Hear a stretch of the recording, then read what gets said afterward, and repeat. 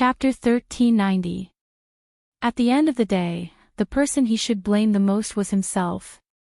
If it wasn't for him, Xiao Rong wouldn't have contracted such a strange disease, wouldn't have made such a fool of himself. But, who could he blame? Duke Ning knew that this matter wouldn't take long. It would quickly spread throughout the entire capital. At that time, Xiao Rong Princess would not only lose her own face, but also his, Duke Ning's face. And the dignified and honorable image that he had maintained in front of everyone for so many years would be destroyed in a single day. In the future, how would he have the face to appear in front of the officials? How would he have the face to raise his head in front of everyone? He really hated. After an unknown amount of time, Xiao Rong Princess was finally tired from rubbing. She was completely exhausted. Panting, she hugged the old locust tree and collapsed into a ball. She let out a long sigh of relief in her heart. That damned, tormenting itch had finally disappeared. Xiao Rong Princess slowly opened her eyes and then her eyes widened. What was going on? Why was there so many people gathered around her? They were all nobles and officials, and all of them were looking at her like they were watching a play. I'm not rubbing anymore. Yeah, I haven't had my fill yet. What a pity, what a pity. Whispers of discussion came from the crowd. Xiao Rong Princess was dumbfounded. After a while, she realized that she was hugging an old locust tree and her face was tightly pressed against the trunk. What had she just done? The scene that had just happened suddenly replayed in her mind. Her face instantly turned red. Then she covered her face with her hands and let out a scream. It was too embarrassing. Under the gaze of so many eyes, she hugged the old locust tree without any fear and shamelessly rubbed against it, up and down. The scariest thing was that she seemed to be grunting like a pig. Xiao Rong Princess was so embarrassed that she didn't know what to do. She wanted to bang her head against the old locust tree and die. Rong, let's go. Come back to the Fu with your father. Duke Ning pushed through the crowd and walked in front of Xiao Rong Princess with a dark face. He grabbed her hand. Today, both father and daughter had lost all face. He didn't have the face to stay in the palace a moment longer. He just wanted to quickly send this daughter who had made him lose face back to the Fu and never let her show her face again. Xiao Rong Junju stumbled as she was pulled along by her father. She suddenly realized that she had made a fool of herself today. In the future, she would no longer have the face to see anyone. Her father had dragged her back to the manor. He was determined to lock her up for the rest of her life. From now on, she would never be able to see her cousin, the emperor. Her heart felt like it had been stabbed by a knife. It hurt so much that tears flowed out of her eyes. No. My daughter is not leaving. Today is the birthday banquet specially held by the Empress Dowager for this daughter. This daughter is not going back to the mansion. She struggled and broke free from Duke Ning's grasp. She didn't even think as she charged at Imo Chuan and fell in front of him. Tears flowed down as she sobbed. Cousin, you have to help Rong. Someone is trying to harm Rong. Someone is trying to harm me on purpose, that's why Rong. What happened just now? Rong doesn't know anything. Cousin, you have to believe Rong. Yes, it must be her. It must be her who harmed me. Xiao Rong Princess suddenly raised her hand. Her face turned fierce and her eyes turned sharp as she pointed at Xiao Ru beside Qin Ning. Chapter 1391. The Xiao Rong Princess knew that she had made a fool of herself today. If she was brought back to the palace by her father, she would never be able to raise her head again and her reputation would be ruined. She did not believe that she had some strange disease for no reason at all. What psoriasis? She had never heard of them before. In the 3 years she had been practicing martial arts with her master, her body had been very healthy. She had not even had a cold or cough. So the only way she could save herself now was to find the person who had framed her and wash away the shame on her. The first person she thought of was Chen Ning, but from beginning to end, Chen Ning had not come close to her at all, not even a finger had touched her. Putting aside Chen Ning's suspicions, the next most likely person was Xiao Ru. It was Xiao Ru who had brought over a cup of hangover soup. Although she did not drink the soup, she had touched it with her hand. Perhaps it was that girl who had smeared some medicine on the side of the bowl and did something to it. It had to be like this. No wonder when she put down the bowl, her body began to itch.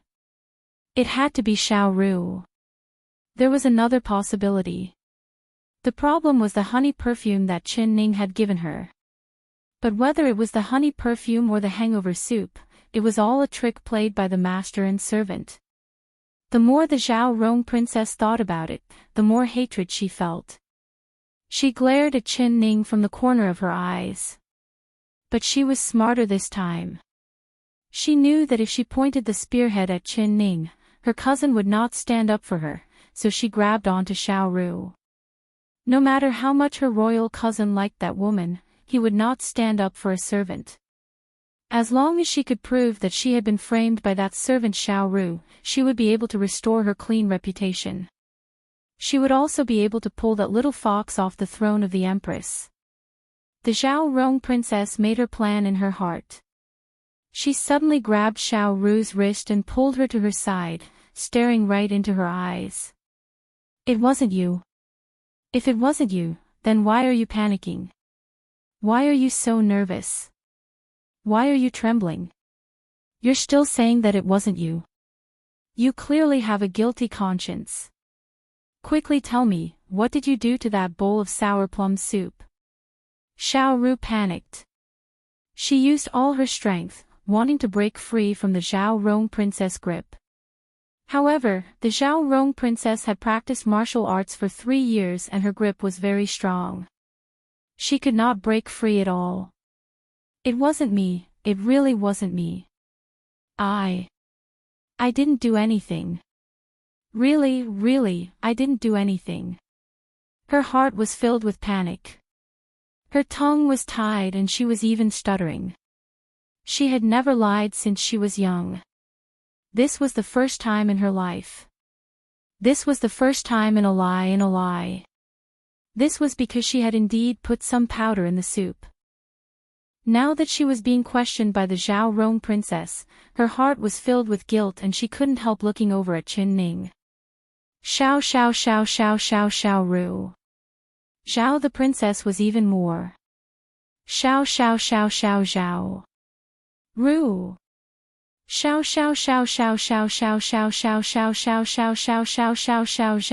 Qinling Xiao shouted to her to Xiao, she Xiao. Xiao. Xiao Ru. Xiao, Ru Xiao, and she, and who, she, Xiao, no. Chapter 1392. This sudden turn of events was completely out of everyone's expectations. Mo Chuan and the ministers all looked at Xiao Ru. Seeing her panicked expression and her fearless face, they began to have doubts in their hearts. Could this matter really be related to Xiao Ru? Duke Ning's face was as dark as ink. If he didn't care about his status, he would have already grabbed Xiao Ru's throat and personally interrogated her. His hazy eyes looked over Chen Ning's face and his heart was filled with a deep hatred. It's her. It must have been her who ordered her servant to do this. It was her who made his daughter embarrass herself in front of the ministers. It was her who gave him a fierce slap in front of everyone's faces. Very good, he would remember this. If he didn't take revenge for this, he wouldn't be a person. Chen Ning did not ignore Duke Ning's lowered brows and the hatred in his eyes. It seemed like he was putting this black pot on her head. She curled her lips and couldn't help rolling her eyes at Gu Qingze. She thought, Master, your disciple is taking the blame for you. However, she was too lazy to explain and didn't care at all. They could think whatever Duke Ning and his daughter wanted to think. If they wanted to put the blame on her, that was no problem. Even if this situation didn't happen, Xiaorong Princess's current situation wouldn't be any better. She would let those little bees come to stab her until even her father, Duke Ning, couldn't recognize her. Only, she could tolerate them putting the blame on her head, but she could not tolerate them bullying Xiaoru. Stop! Who dares to make a move? The guards raised their palms, preparing to slap Xiaoru's mouth. Chen Ning's cold voice rang out and everyone immediately stopped, looking at her. You need to look at the owner before hitting a dog. She is this queen's personal maid and you want to hit her, but have you asked this queen's opinion? Just because you say she did it, does it mean she did it? What proof do you have? Chen Ning slowly stood up from her seat. Her expression was very serious and there was not a single trace of a smile on her face. Her cold eyes swept over the faces of the guards and they couldn't help feeling a bit panicked. She walked over to Xiaoru, not even looking at the guards as she coldly said, "Let her go." The guards loosened their hands like they had been bewitched. Young miss. Xiaoru immediately kneeled down at Chen Ning's feet and began to sob. Stand up for this queen, you're not allowed to cry. If you cry, others will think that you have a guilty conscience and think that you have done something wrong to the princess. Stand up straight for this princess and wipe your tears. Loudly tell the princess and everyone that there is no problem with this soup. Chen Ning raised her voice and spoke in a loud and clear voice. Her words filled Xiaoru with courage. She wiped her tears and stood up from the ground, straightening her back. Your Highness's matter has nothing to do with this servant. The hangover soup was clean and there was nothing in it. Furthermore, Your Highness didn't drink a single mouthful. Why are you saying that this servant harmed Your Highness? This servant is not convinced. She said loudly. That girl Xiaoru was becoming more and more mature. She could actually grasp logic and refute it. Chapter 1393. This was because she was stumped by Xiaoru's question. She did not touch a single drop of the soup, so even if Xiaoru did something to the soup, it wouldn't make sense. Duke Ning gave a cold laugh and said, You keep saying that there was nothing in the soup and that Zhao Rong's matter has nothing to do with you. If it really has nothing to do with you, then why do you look so panicked? It's clear that you have a guilty conscience, so if I don't torture you, you won't tell the truth. If you really want to prove your innocence, then this duke will ask you, do you dare to accept the punishment? If you don't change your confession after the punishment, then it will prove that you are innocent and this duke will not pursue your crime. Otherwise, you will not be able to escape from this matter. His words were very powerful. There was a hidden meaning in his words and a trap in his trap. Xiaoru's thoughts were very pure. In terms of scheming, she wasn't even qualified to carry Duke Ning's shoes. When she heard Duke Ding say that as long as she didn't change her confession after the punishment, she didn't even think about it before loudly saying, Of course I dare. If I didn't do it, then I didn't do it. I definitely won't confess under torture. She thought that as long as she clenched her teeth, she wouldn't change her confession. Not to mention that this matter had nothing to do with the young miss. As long as the young miss wasn't implicated in this matter, even if she suffered a bit of pain, it wouldn't be a big deal. Duke Ning looked at Chen Ning and said, All right, since it's like this, come, punish her. Several guards pressed Xiaoru to the ground and someone brought over a stick. This punishment was different from the palm strike from last time, it was a solid spanking on the butt. If the strength wasn't controlled properly, it was unknown how many palace servants would die under this punishment. Xiaoru was young and had just entered the palace, so how could she understand the power and twists and turns of this punishment? Chen Ning gave a sigh in her heart. She thought that this Duke Ning was truly an old ginger that was spicy. He was more than 100 times stronger than that idiot Zhao Rong princess. His words were very dignified and watertight, instantly trapping Xiaoru inside. She took the initiative to say that she was willing to be punished. Like this, even if Imo Chuan wanted to protect her, he couldn't say anything. But this matter couldn't be blamed on Xiao Ru. How could she be Duke Ning's match? Looking at Duke Ning's intentions, he didn't just want to beat Xiao Ru into confessing, he wanted to beat her to death. He wanted to use Xiao Ru as an example to him, a monkey. But with Duke Ning's ability, he could only bully Xiao Ru a bit. If he wanted to bully her, there was no way. Do you take my words as wind passing by your ears? This consort has already said that she belongs to this consort. Whoever dares to touch her is equivalent to touching this consort. This queen looked at the guards and spoke in a calm voice, but it sent a chill down their spines. The guards were in a dilemma. The duke wanted to fight, but the empress didn't allow it. Who would listen to whom? They didn't dare to lower their staffs, nor could they take them back. They just held them in midair with awkward expressions on their faces. Mo Chuan calmly said, "Very good, you even dare to disobey the empress orders. This one sees that you don't need to do your jobs anymore. Come, take away their tokens and send them out of the palace, never to be hired again." The guards' faces turned ashen as they kneeled down on the ground. They shouted, "Emperor, forgive us. Emperor, have mercy." Chapter 1394. Duke Ning's face became very ugly. His eyes turned dark and it seemed like they were about to drip water. All the ministers in the hall shrunk their necks, not daring to breathe too loudly.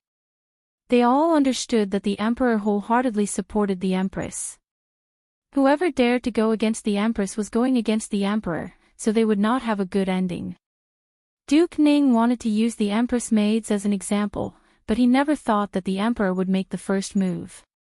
He would use the guards as an example, making an example out of this old monkey Duke Ning. At the heart of the struggle, if anyone were to stand on the same side as Duke Ning, then that would be someone who didn't know the actual situation.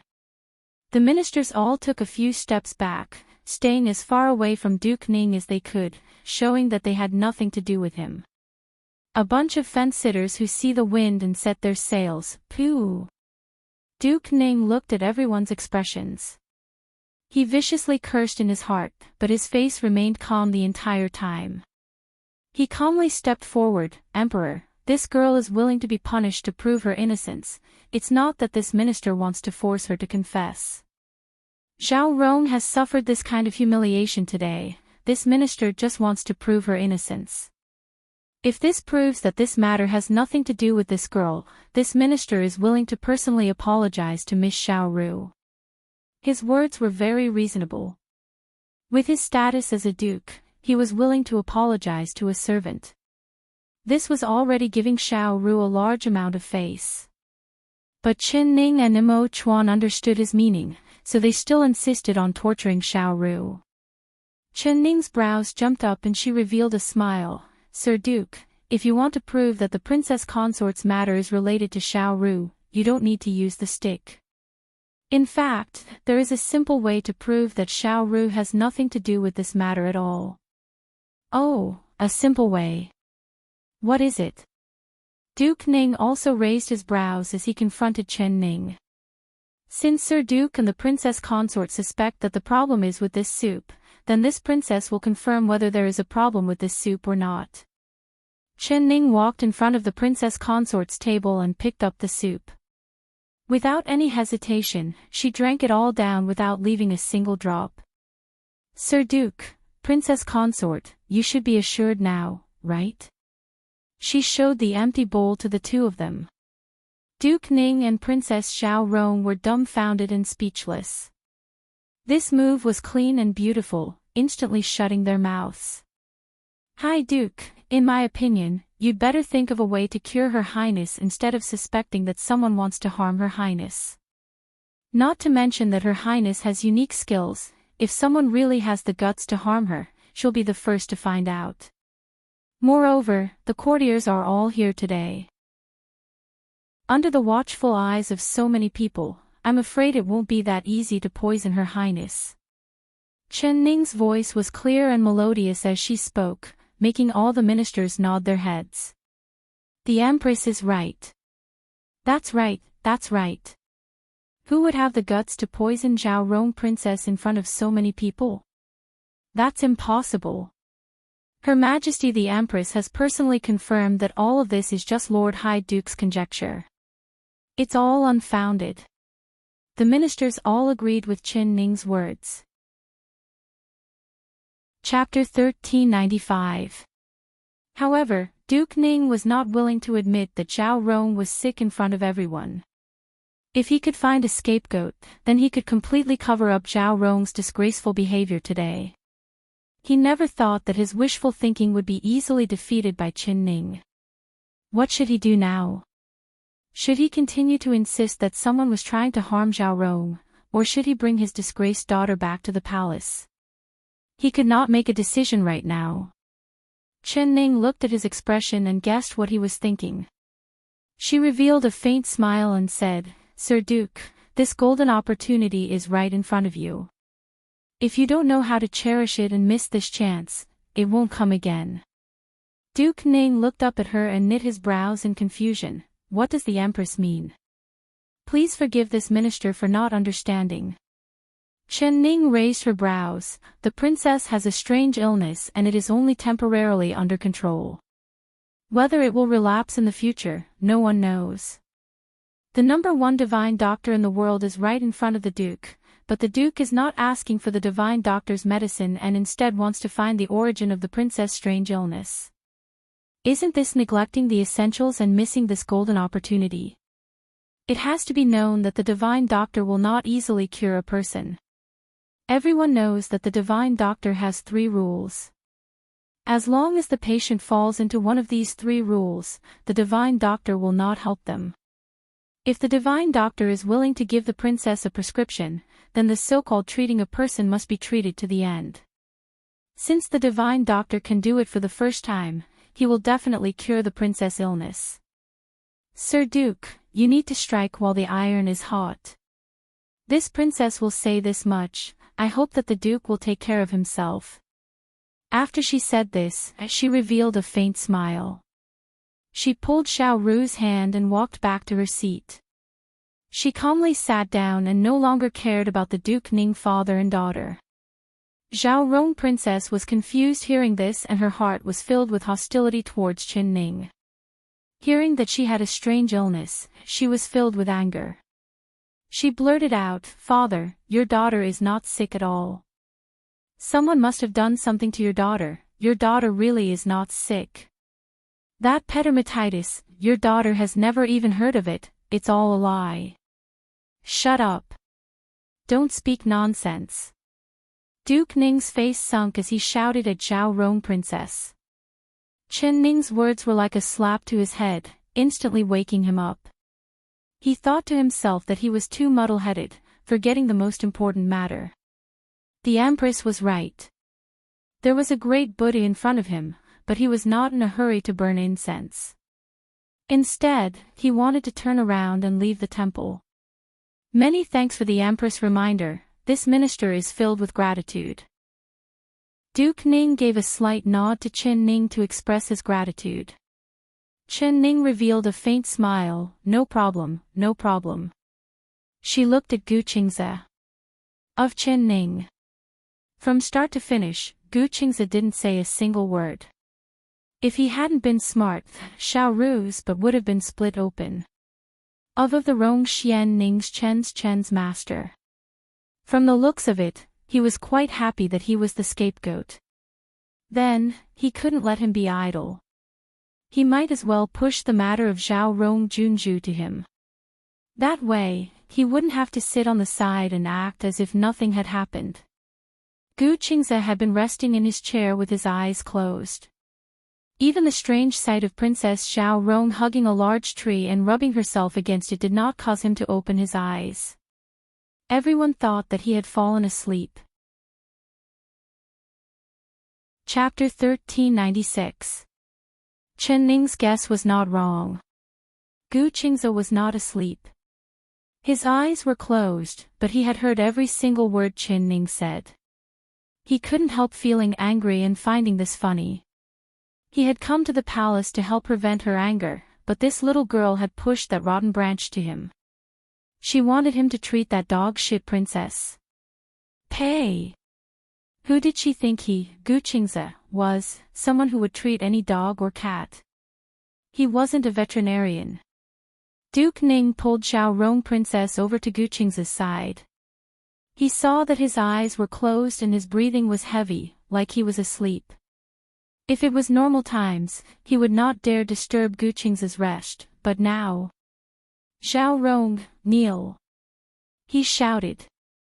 Xiaorong Princess was stunned as she looked at Duke Ning in disbelief. Father, what are you saying? Why should your daughter kneel? The divine Dr. Gu has cured your strange illness. Shouldn't you kneel down to express your gratitude to the divine Dr. Gu? Father has always taught you that you need to be grateful. Could it be that you've ignored all of this? Why aren't you kneeling down and thanking the divine Dr. Gu? His eyes lit up as he stared at Xiaorong Princess. Xiaorong Princess's heart was filled with unwillingness. Although she wanted to win over Guqingze, that did not mean she was willing to kneel down to him. Father, your daughter is a princess personally granted by the emperor and he is just a commoner.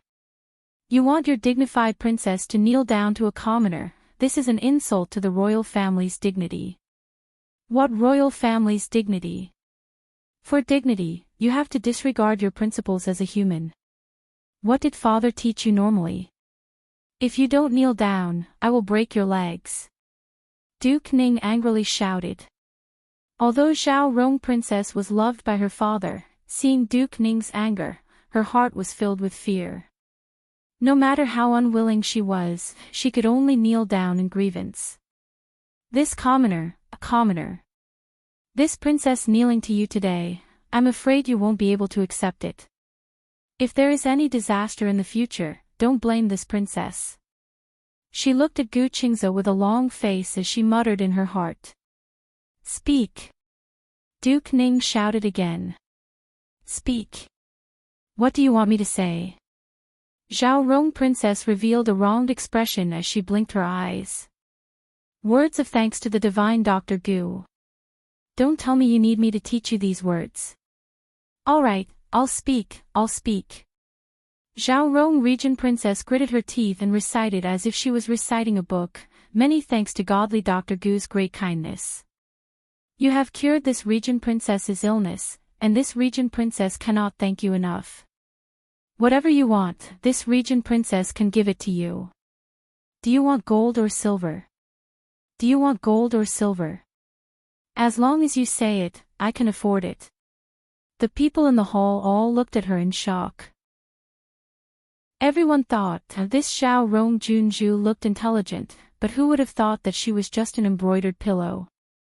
She looked good on the outside, but had a belly full of grass. Duke Ning couldn't believe that such brainless words would come out of his own daughter's mouth. He was both angry and anxious. He slapped Xiaorong Junju's back and said angrily, You, this girl, what are you saying? I will kill you. He raised his palm again and slapped Xiaorong Junju's back. But while the sound was loud, the force behind it was light. Chapter 1398. Before Guqingze finished speaking, Duke Ning and Xiaorong Junju's expressions changed. Especially Xiaorong Junju. She couldn't help but raise her hand to touch her face, her eyes filled with terror. She was not afraid of death, but she was afraid of losing her beautiful appearance. Without this beautiful face, she would never be able to obtain Cousin Emperor's heart. Oh, right, Duke Ning, you have to remember, do not touch Junju's skin. Otherwise, you will also get this disease. If you accidentally touch it, immediately wash it with boiled vinegar. Remember, remember. Guqingze's last few words were the straw that broke the camel's back. Xiaorong Junju suddenly fell to the ground and started to cry. No, I don't want to. I don't want to become ugly, I don't want white fish scales on my body, I don't want. Father, if your daughter becomes like that, your daughter might as well die. Duke Ning stared at her blankly, his expression complicated. Rong her, you will be fine. With Dr. Gu here, you will definitely be fine. He hugged Xiao Rong Juanju's shoulder and comforted. He suddenly turned around and faced Gu Qingze. His knees bent and he knelt down. Dr. Gu, you definitely have a way to cure Xiao Rong's disease, right? Your medical skills are the best in the world and no one can compare. As long as you can cure Xiao Rong, you can have anything you want. When Duke Ning knelt, it caused an uproar in the hall. The dignified Duke was actually kneeling to a commoner. But the moment he knelt down, Gu Qingze had already turned his wheelchair and dodged. He did not accept the other's kowtow. Duke Ning, will you keep your word? No matter what I want, you will agree. Gu Qingze's expression was very strange. He seemed to be smiling but not smiling, angry but not angry. That serene gaze caused Duke Ning's heart to jump. But right now, he was like an arrow on a bowstring that had to be released. Agree to everything. This Duke's words carry weight. As long as the genius doctor can cure Xiao Rong's strange disease, no matter what the genius doctor wants, this Duke will definitely satisfy the genius doctor's request. He said powerfully and the expression on his face was extremely sincere. He had already heard from Gu Qingze's words that the other really had a way to cure his daughter's psoriasis. As long as he could cure the strange disease, he, the dignified Duke of Ning, was wealthy enough to rival a country. He could have anything he wanted. As long as he could ask for it, he would definitely be able to do it. Therefore, his words were very sincere, without the slightest intention of going back on his words. You are willing to swear in front of everyone. Gu Qingze was not moved and said coolly. Yes, this.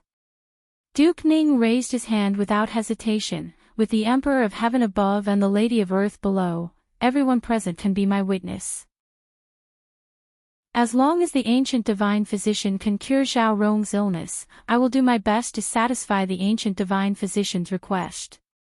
If I go against this oath, heaven and earth will not tolerate it. Very well. Since that's the case, I want a promise from you, Gu Qingze said word by word. Xiao Rong Juanju's heart jumped. She felt that these words were very familiar, as if she had heard them somewhere before.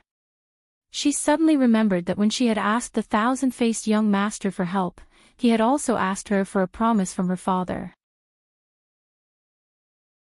Chapter 1399. Xiao Rong Juanju looked at Gu Qingze in front of her. He was wearing a coarse hemp shirt that had been washed so many times that it had turned white. His appearance could only be considered delicate and pretty, but his entire body's bearing was like that of an orchid in an empty valley. He stood out from the crowd, like a gurgling stream, transparent and clear, without the slightest bit of worldly air. Thousand-faced young master, on the other hand, wore a fiery red robe. His appearance was even more enchanting than a woman's. Once he appeared, he could steal everyone's attention. He was completely out of place with Gu Qingze. So strange, why did she compare the two of them? Xiao Rong Princess shook her head and shook the absurd thought out of her mind. What she cared about the most was her illness. As long as it could be cured, what was a promise? Even if it was 8 or 10 promises, she would make her father agree immediately. Father, Miracle Dr. Gu just wants a promise. What are you hesitating for? Quickly agree. Xiao Rong Princess saw that Duke Ning didn't agree and became anxious. She couldn't help but urge. Duke Ning lowered his head and muttered. He didn't think that Gu Qingze wanted a promise from him. Miracle Dr. Gu, what kind of promise do you want me to make? He probed Gu Qingze. Because a promise was different from a condition. As long as he gave this promise, no matter what the other person asked, he had to fulfill it without hesitation. Otherwise, he would be breaking his promise and would be despised by everyone. This was the reason why he couldn't agree so easily. This promise. I haven't thought of what I want yet. What? Duke doesn't agree. No matter, I was just saying. Today, I ate and drank to my heart's content. Thank you, Duke, for your invitation. This commoner is very grateful. It's getting late, this commoner will leave now. Gu Qingzi didn't care. There was no anger on his face. He cupped his hands at Duke Ning and turned his wheelchair to walk out of the hall. Father, why won't you agree? It's just a promise. What are you hesitating about? The miracle doctor is leaving, why aren't you chasing after him? Zhao Rong Princess panicked. She quickly ran over and stopped in front of Gu Qingzi. Miracle Doctor Gu, this princess agrees on behalf of my father. Gu Qingzi shook his head and said, Princess promise doesn't count. This commoner must hear Duke Ning personally promise. Zhao Rong Princess stomped her feet and ran back to Duke Ning's side. She shouted, Father, you don't love Ronger anymore. What's so special about a promise?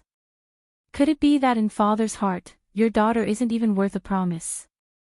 Since that's the case, Father, you don't have to care about your daughter's life or death. Rather than dying from my body rot in the future, your daughter would rather die now. After she finished speaking, she gritted her teeth, stomped her feet, and slammed into the pillar of the hall. Your Highness, you mustn't. The hall filled with cries of shock of the hall and all of the ministers turned pale. Chen Ning's lips curled up as she found this very funny. Zhao Rong Juanzhu's act was really fake. She had martial arts. If she really wanted to die, she had countless ways to do so. Why would she be so stupid as to use this method of hitting a pillar? However, Gu Qingzi's strange request was beyond her expectations. She had originally thought that Gu Qingzi had tormented Zhao Rong Junzhu and humiliated her in front of everyone to vent her anger, but now it seemed that there was more to it than meets the eye. Chapter 1400.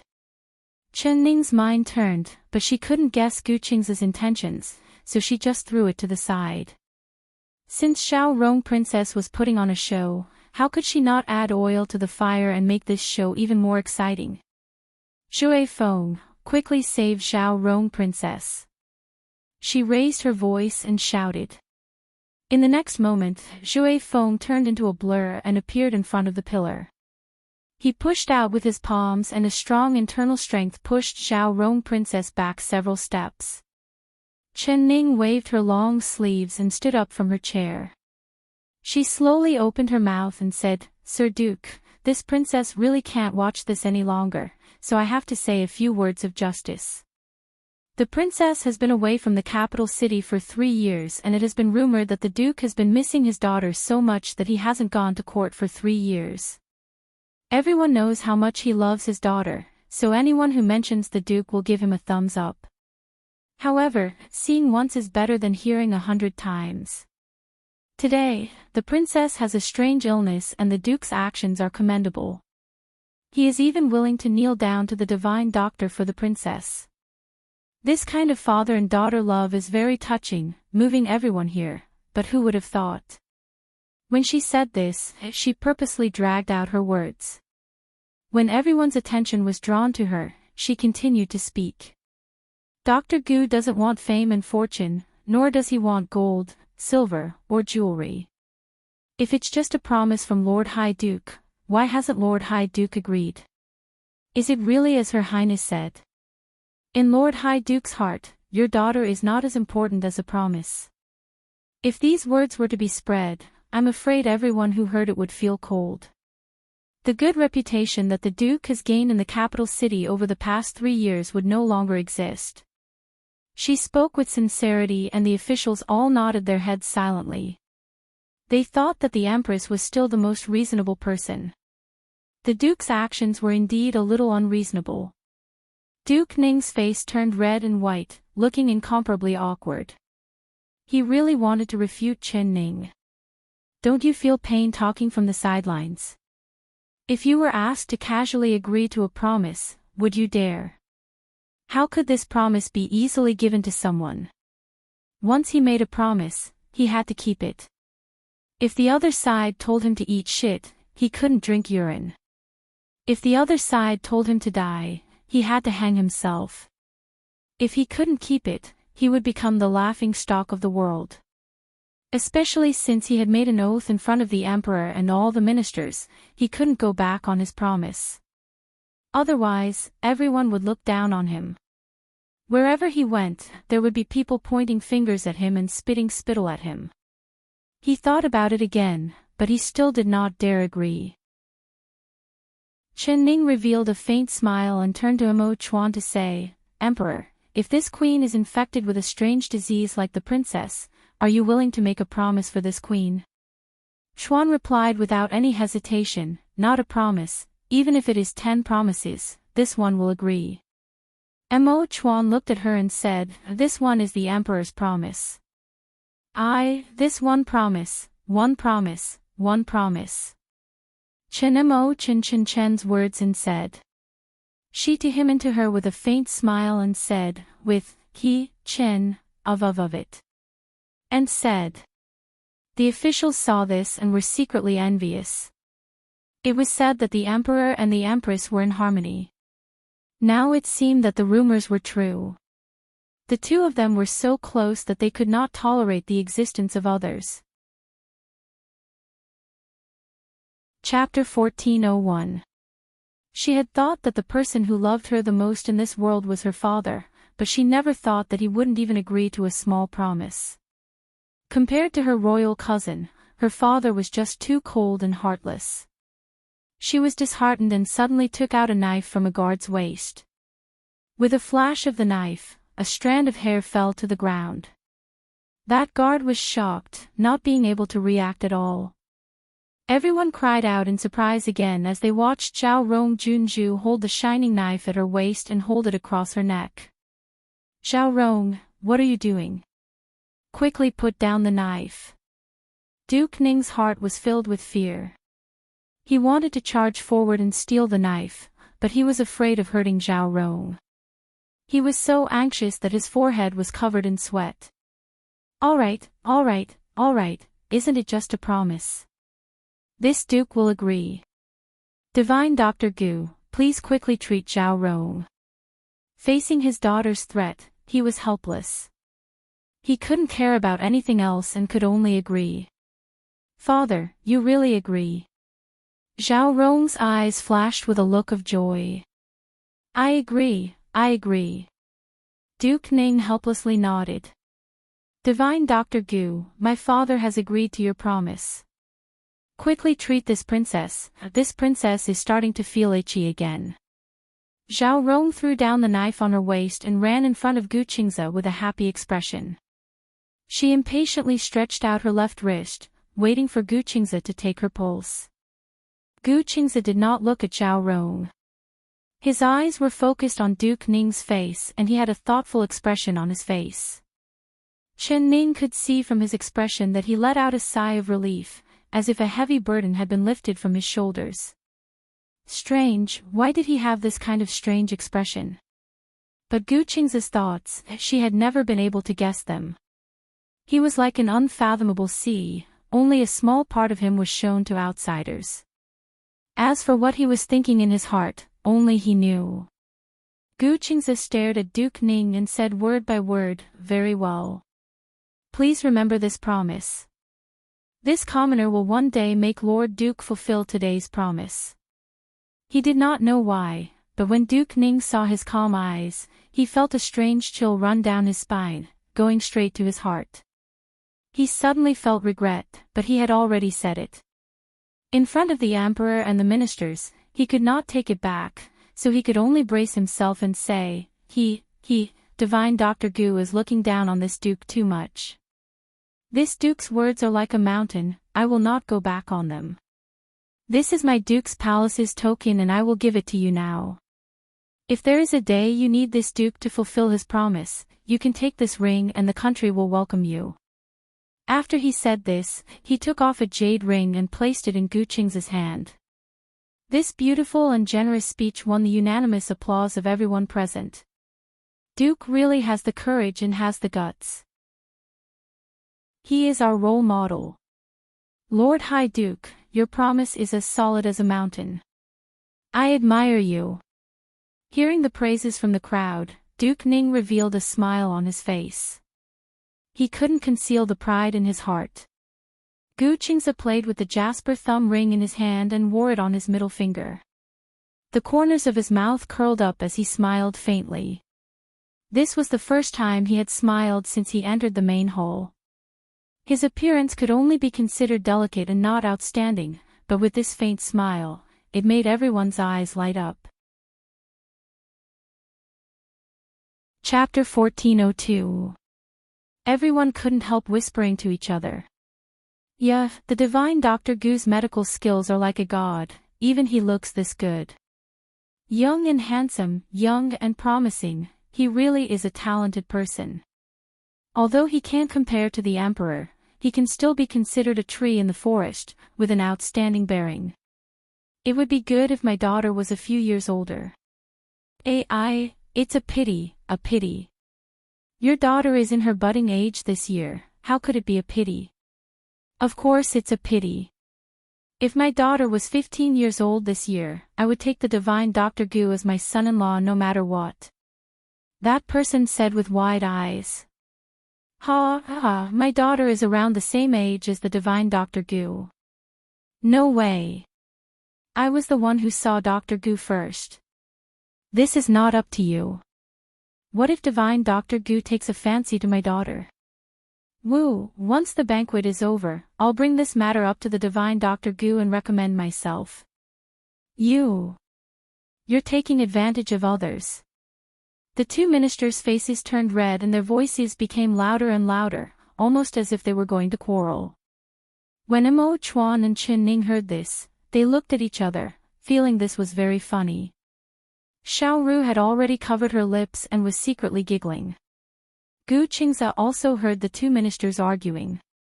The muscles at the corner of his eyes twitched and he secretly grinded his teeth, but his face was still as calm as before.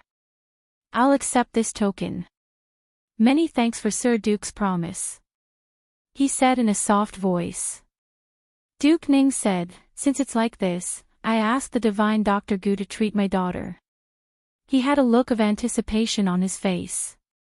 Gu Qingze raised his brows and said, although the princess' illness is strange, I don't need to personally make a move. My disciple has a special way of treating this illness, so as long as she writes a prescription, I guarantee the princess will be cured. When he finished speaking, everyone couldn't help revealing a surprised expression. They had only heard of the #1 divine doctor in the world, but they had never heard of him having a disciple with amazing medical skills. Hearing the divine doctor's tone, it seemed like he was very respectful of his disciple's medical skills. Could his disciple's medical skills be better than the divine doctor's? Chen Ning's heart skipped a beat. Her brows slightly knit as she looked at Gu Qingze with a puzzled expression. What did he mean? Gu Qingze raised his voice, Disciple, why aren't you coming over to get the medicine for the princess? Everyone couldn't help but take a few glances at him, but they didn't see anyone following him. They couldn't help but look at each other in dismay, and the expressions on their faces became even more astonished. Could it be that his disciple knew how to become invisible? Your disciple? Duke Ning was also taken aback. He looked around and didn't see anyone. Is he waiting outside the palace? Is he waiting outside? Is he here? Gu Qingze shook his head, no need. Gu Qingze shook his head. No need. My disciple is right here. His face darkened. Why aren't you showing yourself? Do you want me to personally take action? After saying this, his right hand slammed down on the armrest. A pair of cold lightning-like eyes looked at Chen Ning. Everyone followed his line of sight, and their eyes widened as they thought to themselves, that's impossible, right? Could it be that the Empress was the disciple of the divine doctor? Then they saw Chen Ning slowly stand up from her chair and walk over to Gu Qingze. She gave a bow and her voice was as clear as a silver bell. The ministers all felt like something was wrong. It was like they had been struck by lightning as their faces turned into a mess. The prefectural officials all had a bad feeling. All of them looked as if they had been struck by lightning, and their faces were in a mess. Chapter 1403. But the Zhao Rong princess was not as shrewd as him. She immediately cried out in shock, "Impossible, this is impossible. How could that little fox spirit be the divine doctor's disciple? How could she have this kind of good luck? This was impossible." Chen Ning turned around to look at her. With a faint smile, she said in a teasing voice, "What does the princess think is impossible? Nothing is possible. You. How could you be the divine doctor's disciple?" The Zhao Rong princess went crazy with jealousy and her eyes turned red. The divine doctor's skills that Gu Qingze had displayed in the main hall had shocked everyone. He had become the most dazzling pearl in today's banquet, someone that everyone wanted to curry favor with. For this kind of dazzling person, if she could win him over and have him become her helper, it would show how different she was from the masses. So she was willing to lower her status and treat Gu Qingze in a pleasant manner. She even thought about something even further. After Gu Qingze cured her illness, she might as well use some tricks to firmly grasp his heart and make him bend his head to her and obey her every order. To deal with men, her master had taught her many methods, but she did not have time to use them on Mo Chuan. However, she believed that her master's method must be very effective. This ancient divine doctor was young and had an unapproachable look on his face. Presumably, he didn't even know what a woman was. He was simply a fresh, tender, and rare fruit. As long as she thought about it a little, he wouldn't fall for her. Of course, this was all in the future. She believed that with her appearance, methods, and charm, Gu Qingze would sooner or later fall under her skirt. But this dream of hers was too far away. It was so far away that she did not even have time to realize it before her beautiful dream was shattered. Then does the princess mean that you don't believe that the divine doctor is my master?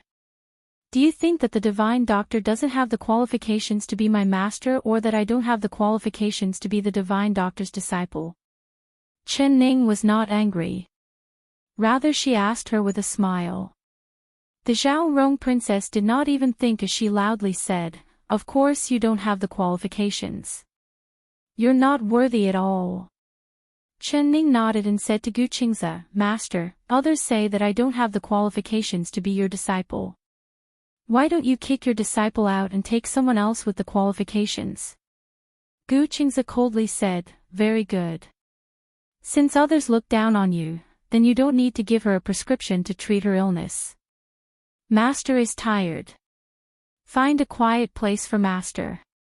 Master wants to have a good sleep. Everything else in your imperial palace is good. It's just that there are too many mice. They're so noisy that I can't sleep." "Yes, Master." Chen Ning pushed his chair and walked out. The two of them spoke as if there was no one else around them, causing everyone's jaws to drop. The image of Gu Qingze in their hearts was incomparably lofty, as unreachable as the immortals in the heavens. The Empress also had a respectable status, but the tone of the two people talking was not like that of a master and disciple, but the most ordinary conversation between two people of the same generation. Could they really be master and disciple? But it was not at all. However, the Empress did call the ancient divine physician as her teacher, and the ancient divine physician did not hesitate to call himself his teacher. There were those who were envious and those who were jealous, but the ones with the most complicated feelings were Duke Ning and the Zhao Rong princess. Chapter 1404. Especially Zhao Rong Junju. Her chest heaved up and down and her stomach was about to explode from anger. Not even in her dreams would she have thought that the person she begged and begged would be the fox spirit that she loathed the most. She wouldn't beg. Even if she was beaten to death, she wouldn't beg a single word from that slut. She would rather die from itching and have her skin rot than bow to her love rival. Duke Ning was more shrewd than his daughter and his thoughts were more complicated than his daughter's. With a thought, he quickly chased after her. Empress, Divine Dr. Gu, please wait a moment. What else does the Duke want? Gu Qingze coldly looked at him. Just now my daughter was too shocked, so she spoke incoherently. What she meant was that the Empress being accepted as a disciple by the Divine Dr. Gu is a blessing that others can't even beg for. It truly makes one envious. This Duke will first congratulate the two of you. One can find a master and the other can find a good disciple. This is truly a cause for celebration. Duke Ning's face was filled with joy and words came out of his mouth. He cupped his hands at the two of them and the smile on his face was very sincere. As for what he was thinking in his stomach, no one knew. When the ministers heard Duke Ning's words, they finally reacted. Now was the best time to curry favor with the Empress and the Divine Dr. Gu. Thus, everyone crowded around them and congratulated the two of them. There was only the Princess Xiao Rong standing on the outside. She gritted her teeth as she stared at Chen Ning who was surrounded by everyone. She was clearly the main character today. This kind of glory, it should have all been hers. But she had not tasted the glory of being the main character at all. Rather she had lost all her face and she had a strange disease called psoriasis. The more she thought about it, the angrier she became. She almost crushed her teeth from gritting them. Xiao Rong, come here. Why aren't you congratulating the Empress and the Divine Dr. Gu? When the Princess Xiao Rong's stomach was hurting from her anger, Duke Ning pushed everyone aside and grabbed her hand, bringing her in front of Chen Ning. Congratulate. Why should I congratulate them? Father, why are you helping an outsider today? I am your daughter and today is your daughter's birthday. They aren't congratulating your daughter and are instead trying to flatter someone else. You want this princess to congratulate them? The Princess Xiao Rong pushed Duke Ning away and angrily shouted. She was used to being the ruler and having everyone revolve around her. How could she endure this kind of cold treatment? Duke Ning couldn't wait to stuff her mouth with something. Why was this girl's brain so stupid? How could she say such offensive words out loud? As expected, many people began to reveal looks of dissatisfaction towards the Princess Xiao Rong with eyes filled with ridicule. High Duke Ning stomped his foot in exasperation and shouted, "If you say another word of nonsense, I'll put you under house arrest and you won't be allowed to step out of the manor." The Princess Xiao Rong shouted, "Father." Chen Ning. Duke Ning grabbed her and whispered in her ear, "Idiot, the treatment is more important. We still have a long way to go in the future." Xiao Rong Junju froze for a moment, then understood. She couldn't help but call out again, "Father." However, the meaning and tone of these two words were completely different. Duke Ning gave her a look and pulled her into the crowd, arriving in front of Chen Ning and Gu Qingze. Chapter 1405. Empress, Divine Dr. Gu, congratulations to the two of you. The Empress truly has good luck, being accepted as a disciple by the Divine Dr. Gu. Rong Er is filled with envy. Xiao Rong Princess' words were very sincere. Her eyes had turned red from envy and jealousy. Seeing him today, she finally understood how famous the title of the #1 divine doctor in the world was. If she could walk out with the title of the #1 divine doctor's disciple, perhaps she would be even more famous than the Xiao Rong princess. After all, she was only a princess of the West Chu country. If she left West Chu, she was nothing. As for Gu Qingze, he was the #1 divine doctor in the world. No matter where he went, he would be the target of everyone's flattery. As long as she was by Gu Qingze's side, she would be shrouded in glory and halo. Unfortunately, the best spot had been taken by that vixen, that little slut. Why was the heavens so unfair? All the good things were given to her without any hesitation. Her royal cousin, the #1 divine doctor in the world. They all treated her like a treasure, completely ignoring her who was better than that little slut in every aspect. Xiaorong Princess thought about it and the fire in her heart began to burn again. However, she thought of her father's words and suppressed the fire in her heart, maintaining a smile on her face. Only this smile was even uglier than crying. Duke Ning couldn't help glaring at her again. He gave 2 coughs and attracted everyone's eyes to him. Empress, just now, the ancient divine doctor said that you have special knowledge in treating psoriasis. They say that a good teacher produces a good disciple. Since the ancient divine doctor praises the Empress so much, then your medical skills must be very good. This subject wants to ask the Empress to write a prescription for Xiaorong. As long as Xiaorong's illness is cured, this subject will be filled with gratitude towards the Empress. Chen Ning revealed a faint smile. Sir Duke, this princess has only been apprenticed to a master recently and my master's medical skills have not even touched the surface.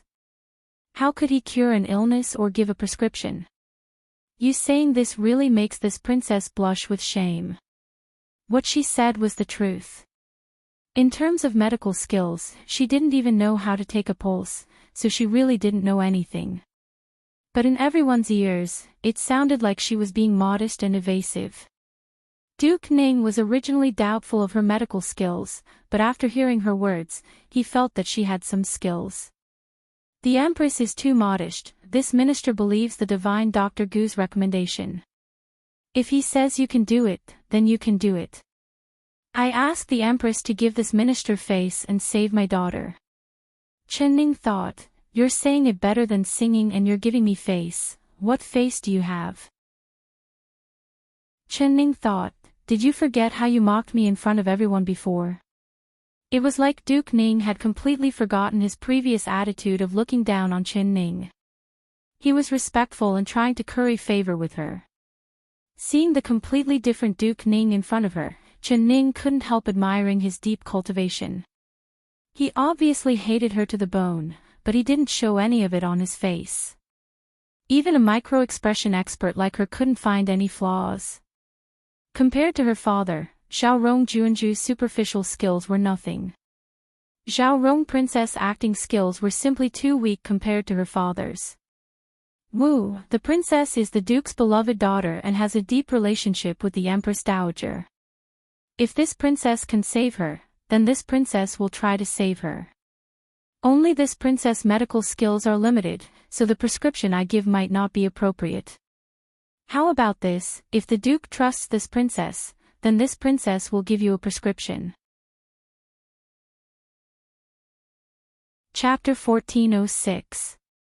Duke Ning said in a happy voice, many thanks Empress. Someone come, quickly bring the ink and paper.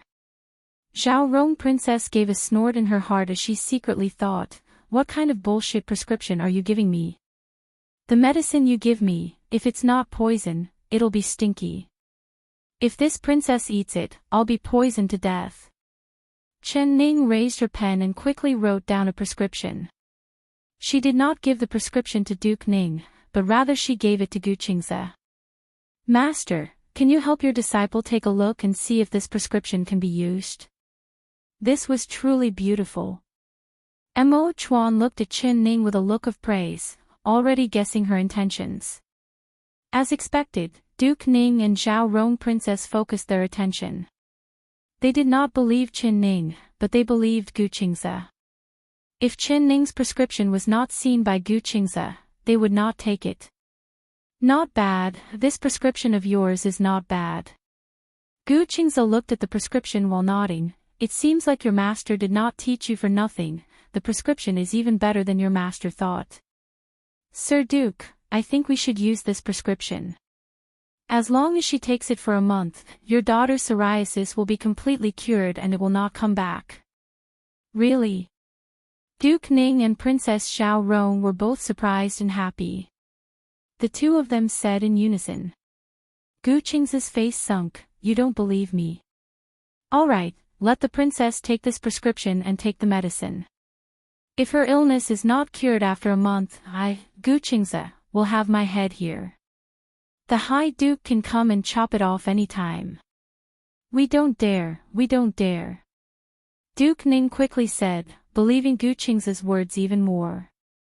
He stared at the prescription in Gu Qing's hand, wishing he could reach out and take it.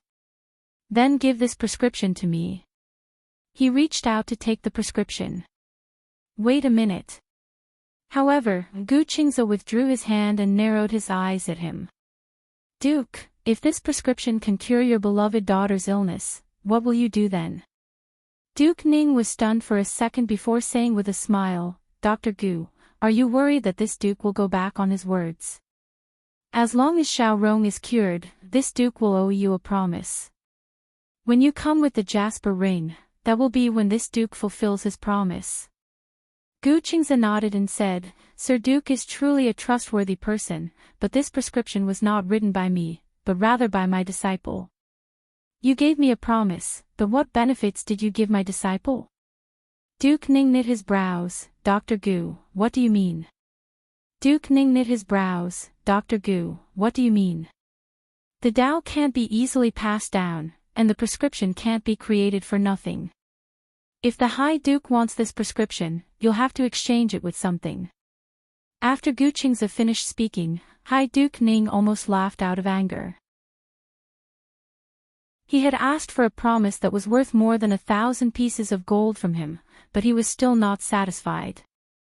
He used the name of his disciple to ask for more benefits. Was there anyone more shameless than him, Gu Qingze, in this world? He had never seen or heard of such a thing. Xiaorong Princess was so angry that her face turned red. If it wasn't for Duke Ning holding on to her hand, she would have already shouted out. Chen Ning never thought that Gu Qingze would do this. She thought that her master was truly greedy.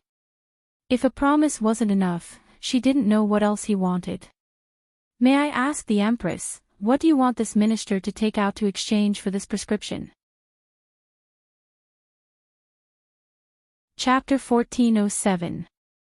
He was afraid that Gu Qingze would open his mouth wide and ask for a second promise. If that happened, he would really spit out blood. Chen Ning's eyes turned and she suddenly understood Gu Qingze's meaning.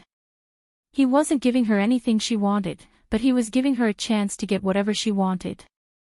This was because she had firmly grasped the weakness of Duke Ning and Xiaorong Junju. As long as she wanted something, they would definitely give it to her. But she really didn't want anything. What exactly did Gu Qingze want her to take from them? Ah! That's right, that's right. A light flashed in her mind and she suddenly thought of something. Since Sir Duke is asking, this princess will not be polite. This princess saw that the snow silk robe my master gave to the princess consort was not bad. If the princess is willing to part with it, this princess wants that snow silk robe. She said with a faint smile. What? Snow silk robe. I won't give it, I definitely won't give it. Xiaorong Princess' face fell and she immediately shook her head in rejection. That snow silk robe was a birthday gift from the ancient divine doctor. Not to mention the fact that it was priceless and was invulnerable, the most important thing was that when she walked out wearing it, it was very eye-catching. As long as she told others that this snow silk robe was a gift from the #1 divine doctor in the world, wouldn't those people vomit blood from envy? If she returned to her sect, her senior brothers and sisters would be filled with extreme jealousy towards her. All right then.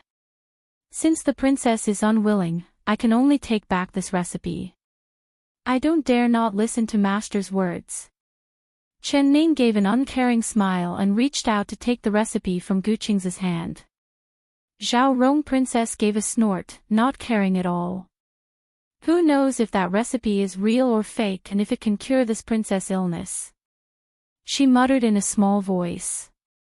However, Chen Ning's ears were very sharp, so she could hear every single word. It seems like the princess still has doubts about this princess' medical skills. Since it's like this princess will tell you about the princess' illness. Chen Ning raised her brows and slowly said, the cause of this strange illness was 3 years ago. At that time, you had a strange illness and almost lost your life, isn't that right? Zhao Rong Princess gave a snort. Everyone in the capital city knows about this matter, so what skill do you have? Chen Ning revealed a faint smile and continued to say, at that time, the princess took the elixir and your strange illness was cured. After 3 years, it didn't come back, so you thought you were cured. But in reality, the strange illness was suppressed by the elixir and could not break out, so it slowly changed. It caused your qi to stagnate and heat to turn into fire, causing your heart fire to overflow and the heat poison in your body. After a long time, it turned into psoriasis and it finally broke out after 3 years. Her string of medical terms caused Xiao Rong Junju and Duke Ning to stare blankly. The two of them did not really understand and only felt that it was unfathomable. It was very similar to the medical terms that the imperial physicians of the Imperial Academy of Medicine often used. The ministers in the hall were also stunned, especially those who knew a little about medicine. They were full of admiration. He couldn't tell that the Empress's medical skills were really amazing. Sure enough, a great teacher produces a great disciple, and a strong general has no weak soldiers. Chapter 1408. Her words were very clear and logical. Not only were the ministers stunned, even Mo Chuan and Gu Qingze were stunned. Especially Mo Chuan. If it wasn't for the fact that he understood her better than anyone else, he really would have thought that she was an experienced divine doctor that could bring people back to life. Gu Qingze looked up at the serious Chen Ning. He felt this was both funny and admirable. The way this last talked about medical knowledge was really intimidating. Even he himself could not make up a lie that was as convincing as hers. This was because the Zhao Rong princess illness was not some psoriasis at all. It was just something he made up to scare people. But other people did not know this. Hearing Chen Ning's words, how could they doubt her medical skills? Even the Duke Ning and the Zhao Rong princess were stunned hearing this. I asked the Empress, how can this illness be cured? Duke Ning's eyes lit up. He was already 100% convinced by Chen Ning's words. Chen Ning said in a very serious voice, to cure this illness, you can't use ointment. That can only cure the symptoms and not the root cause. If you want to cure the psoriasis, you have to treat it from the inside and get rid of the heat and evil wind. Only then can it be completely cured. So the medicine I gave the princess only had 2 ingredients. The first was Chinese gold thread and the second was snake skin. Snake. What is a snake? The Zhao Rong princess couldn't help asking. She had heard of Chinese gold thread before, but this snake skin, this was the first time she had heard of it. Chen Ning softly said, snake skin, it's the skin that a snake sheds. What? Snake skin. Zhao Rong Juanju's face darkened. When she thought of that long snake, her throat itched and she almost vomited. Father, I definitely won't eat that disgusting thing. Even if I die, I won't eat it. She forcefully stomped her feet. Chen Ning looked at her, Princess, good medicine is bitter, not to mention the fact that this snake skin is an ingredient. It is the skin of a black-browed snake, so it has scales and a bit of a fishy smell. Snakes are cold creatures and their skin is the coldest of the coldest, which is the bane of the heat in the princess body. As for Chinese gold thread, it has a bitter taste and a cold nature. It has the effect of clearing heat and detoxifying heat. My prescription is to grind Chinese gold thread and snake skin into powder and then drink it with warm wine. As for how much of the snake skin and Chinese gold thread to use, it is all written in this prescription. If you use the wrong amount, it will be harmful. Princess, you need to carefully consider whether you want to use the snow silk garment to exchange for this prescription. However, I don't have much patience and I can't wait too long. If I can't obtain this snow silk garment, I won't care about it. At that time, even if you give it to me with both hands, I might not accept it. She leisurely took the prescription and looked at Zhao Rong with a smile that was not a smile. You. Zhao Rongjuanju's heart was filled with fire. She couldn't go up or down. She was about to choke to death. She forcefully glared at Qin Ning. Seeing her smiling face, she really wanted to reach out and scratch that damn smiling face to pieces. Duke Ning's eyes were glued to the prescription and he said without any hesitation, "Rong-er, why aren't you taking out the snow silk clothing and giving it to the Empress?" In his eyes, there was nothing more precious than this prescription. As long as he obtained this prescription, he would be able to cure Zhao Rong and his strange illness. As long as his illness was cured, what was a trivial snow silk clothing? At that time, wouldn't he be able to have whatever he wanted? Chapter 1409. Father, I won't give it to you. This was given to your daughter by the ancient divine doctor. Your daughter will definitely not give it to someone else. Zhao Rong wanted to say in her heart that she would rather burn this snow silk robe than give it to the little fox spirit that she hated the most. Duke Ning fiercely glared at her, "You useless thing." Zhao Rong princess was about to explode with anger. Now even her own father was not helping her and wanted to steal her snow silk robe.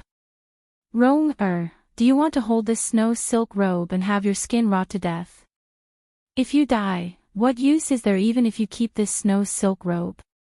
Can your life not be compared to a single robe?" Duke Ning took a breath and spoke in a slow voice. Zhao Rong princess' heart turned cold. She finally understood that her father was reminding her that there would be a long time in the future and saving her life was the most important thing. In the end, this snow silk robe would still fall into her hands. She finally reluctantly took out the snow silk robe and gave it to Qin Ning. "Empress, if your medicine can't cure my illness, you have to return this robe to me." She tightly held on to the snow silk robe, not willing to let go. Qin Ning revealed a faint smile and said, "Who do you think this princess is that I would covet your things? Only this robe is my master's beloved item, so I just want to return it to its rightful owner. As for your illness, you just need to put your heart in your stomach. If you take the medicine and it can't cure your illness, I'll compensate you with 2 more snow silk robes." Zhao Rong princess finally let go. Seeing Qin Ning take away the snow silk robe, it was like her heart had been dug out. Because she had not just lost a snow silk robe, she had also lost her face, dignity, glory, and glory. For a moment, she really wanted to take it back, but thinking of that itch, she suppressed this thought in her heart. Father was right, there would be a long time in the future. It's never too late for a gentleman to take revenge. Vixen, you little b*tch, just you wait. One day, you'll take everything from me and I'll make you spit it all out and give it back to me. Princess, you have to take care of this recipe. If you accidentally drop it, you won't have a second snow silk robe to exchange for this recipe. Qin Ning smiled as she placed the recipe in Zhao Rong princess' hands, casually giving her a small mocking sentence. "Many thanks, Empress." Zhao Rong princess held the recipe and stared at Qin Ning. Thinking of the snow silk robe, she felt a heart-wrenching pain, but she still had to thank her. Qin Ning revealed a smile. She turned to Gu Qingze and said, "Master, I'll send you to rest." Gu Qingze nodded and suddenly raised his head to look at Duke Ning. "Duke Ning, your beloved daughter's illness cannot be delayed. You should go home and take your medicine as soon as possible." "Yes, yes, yes. Thank you for your reminder, Divine Dr. Gu. I will bring her back to the residence immediately and get the medicine according to the prescription." Once Duke Ning obtained the recipe, he wished he could grow wings and fly back to his palace. Hearing Gu Qingze's words, he couldn't help it. Many thanks to the Emperor and Empress Dowager for arranging this banquet for Zhao Rong. This minister is filled with gratitude. Only Zhao Rong's illness cannot be delayed, so this minister will take Zhao Rong away first. After Zhao Rong's illness is cured, this minister will enter the palace to thank the Emperor and Empress Dowager. Mo Chuan gave an sound and said, "The illness is more important. Duke Ning can return to his palace, this one will not blame you. Everyone can disperse." Chapter 14:10. So the ministers all left the banquet and left the palace. Although all kinds of things had happened in the middle of the banquet and everyone was only half full, the good show they had seen was enough. It was enough for them to lick their tongues after the meal. Duke Ning's face was black as he dragged Xiao Rong Junju, who had lost all face, out of the imperial palace. Xiao Rong turned around and looked in the direction Mo Chuan left in. Her heart was still reluctant to leave. "Stupid girl, what are you looking at? Can't you see that the Emperor's thoughts are not on you? The more you pester him, the less he likes you." Duke Ning saw that there was no one around and couldn't help reminding his daughter in a low voice. Xiao Rong bit her lips and her eyes filled with tears. "Father, you clearly know your daughter's feelings. You promised your daughter that you would make your daughter the Empress, but that little fox spirit." "Shut up. What kind of place is this? How can you slander the Empress? Have you forgotten your own status? What Empress, is she worthy? She is just a servant, a little slut that Chu Xiaoyang doesn't want. What qualifications does she have to be the Empress? She is not worthy of royal cousin at all. She doesn't deserve it, but do you think you do? You've made such a big fool out of yourself today, do you still want to ascend to the Empress throne? Stop dreaming." Duke Ning's words were very cruel and ruthless, but he had to say it, otherwise his daughter would not come to her senses. "Even if your daughter can't become the Empress, I won't let that little fox spirit sit comfortably in that position. Father, you're so capable, you must have a way to help your daughter vent her anger, right?" Xiao Rong Junju pulled on Duke Ning's sleeve and raised her face to plead. Duke Ning did not deny it. "We'll discuss it when we return." With a wave of his sleeve, he threw Xiao Rong's princess aside. A look of joy flashed on Xiao Rong's face. She knew that her father had agreed. "Humph, Chen Ning, Chen Ning, I can't deal with you, but I still have my father. You will soon have a taste of how strong my father's methods are." In the Qing and palace, all the ministers left in the blink of an eye. Chen Ning also pushed Gu Qingze into the back hole. She knew what Mo Chuan's gaze meant. As expected, as soon as they entered the back hall, they saw Mo Chuan's tall and handsome figure appear in front of them. Gu Qingze frowned and said with displeasure, "Little girl Qin, I asked you to find a quiet place for me to rest. What did you bring me here for?" Chen Ning revealed a faint smile and said, "Master, do you not have anything you want to say to me?" "No. Master only wants to sleep right now and don't want to talk," Gu Qingze said crossly. Mo Chuan walked forward until he was in front of Gu Qingze. He suddenly gave him a deep bow. "What is the emperor doing? Being so polite to this commoner cannot accept this." His attitude towards Mo Chuan had always been lukewarm, not salty, not light. He would often mock and ridicule him. Mo Chuan was already used to his tone. In the past, he would be angry and annoyed, but now his heart was completely calm. Mo Chuan was already used to his tone. Before, he would be angry and annoyed, but now his heart was completely calm. "Divine Dr. Gu, thank you for everything you've done today." He stood up and sincerely thanked Gu Qingze. "What did I do?" Gu Qingze asked. Chapter 14:11. Gu Qingze gave a snort and turned his head away. He said in a cold voice, "None of the things I've done have been for you. I don't need you to thank me." He had an unapproachable look on his face. Mo Chuan was not angry and continued to say with a faint smile, "No matter what, I have benefited greatly.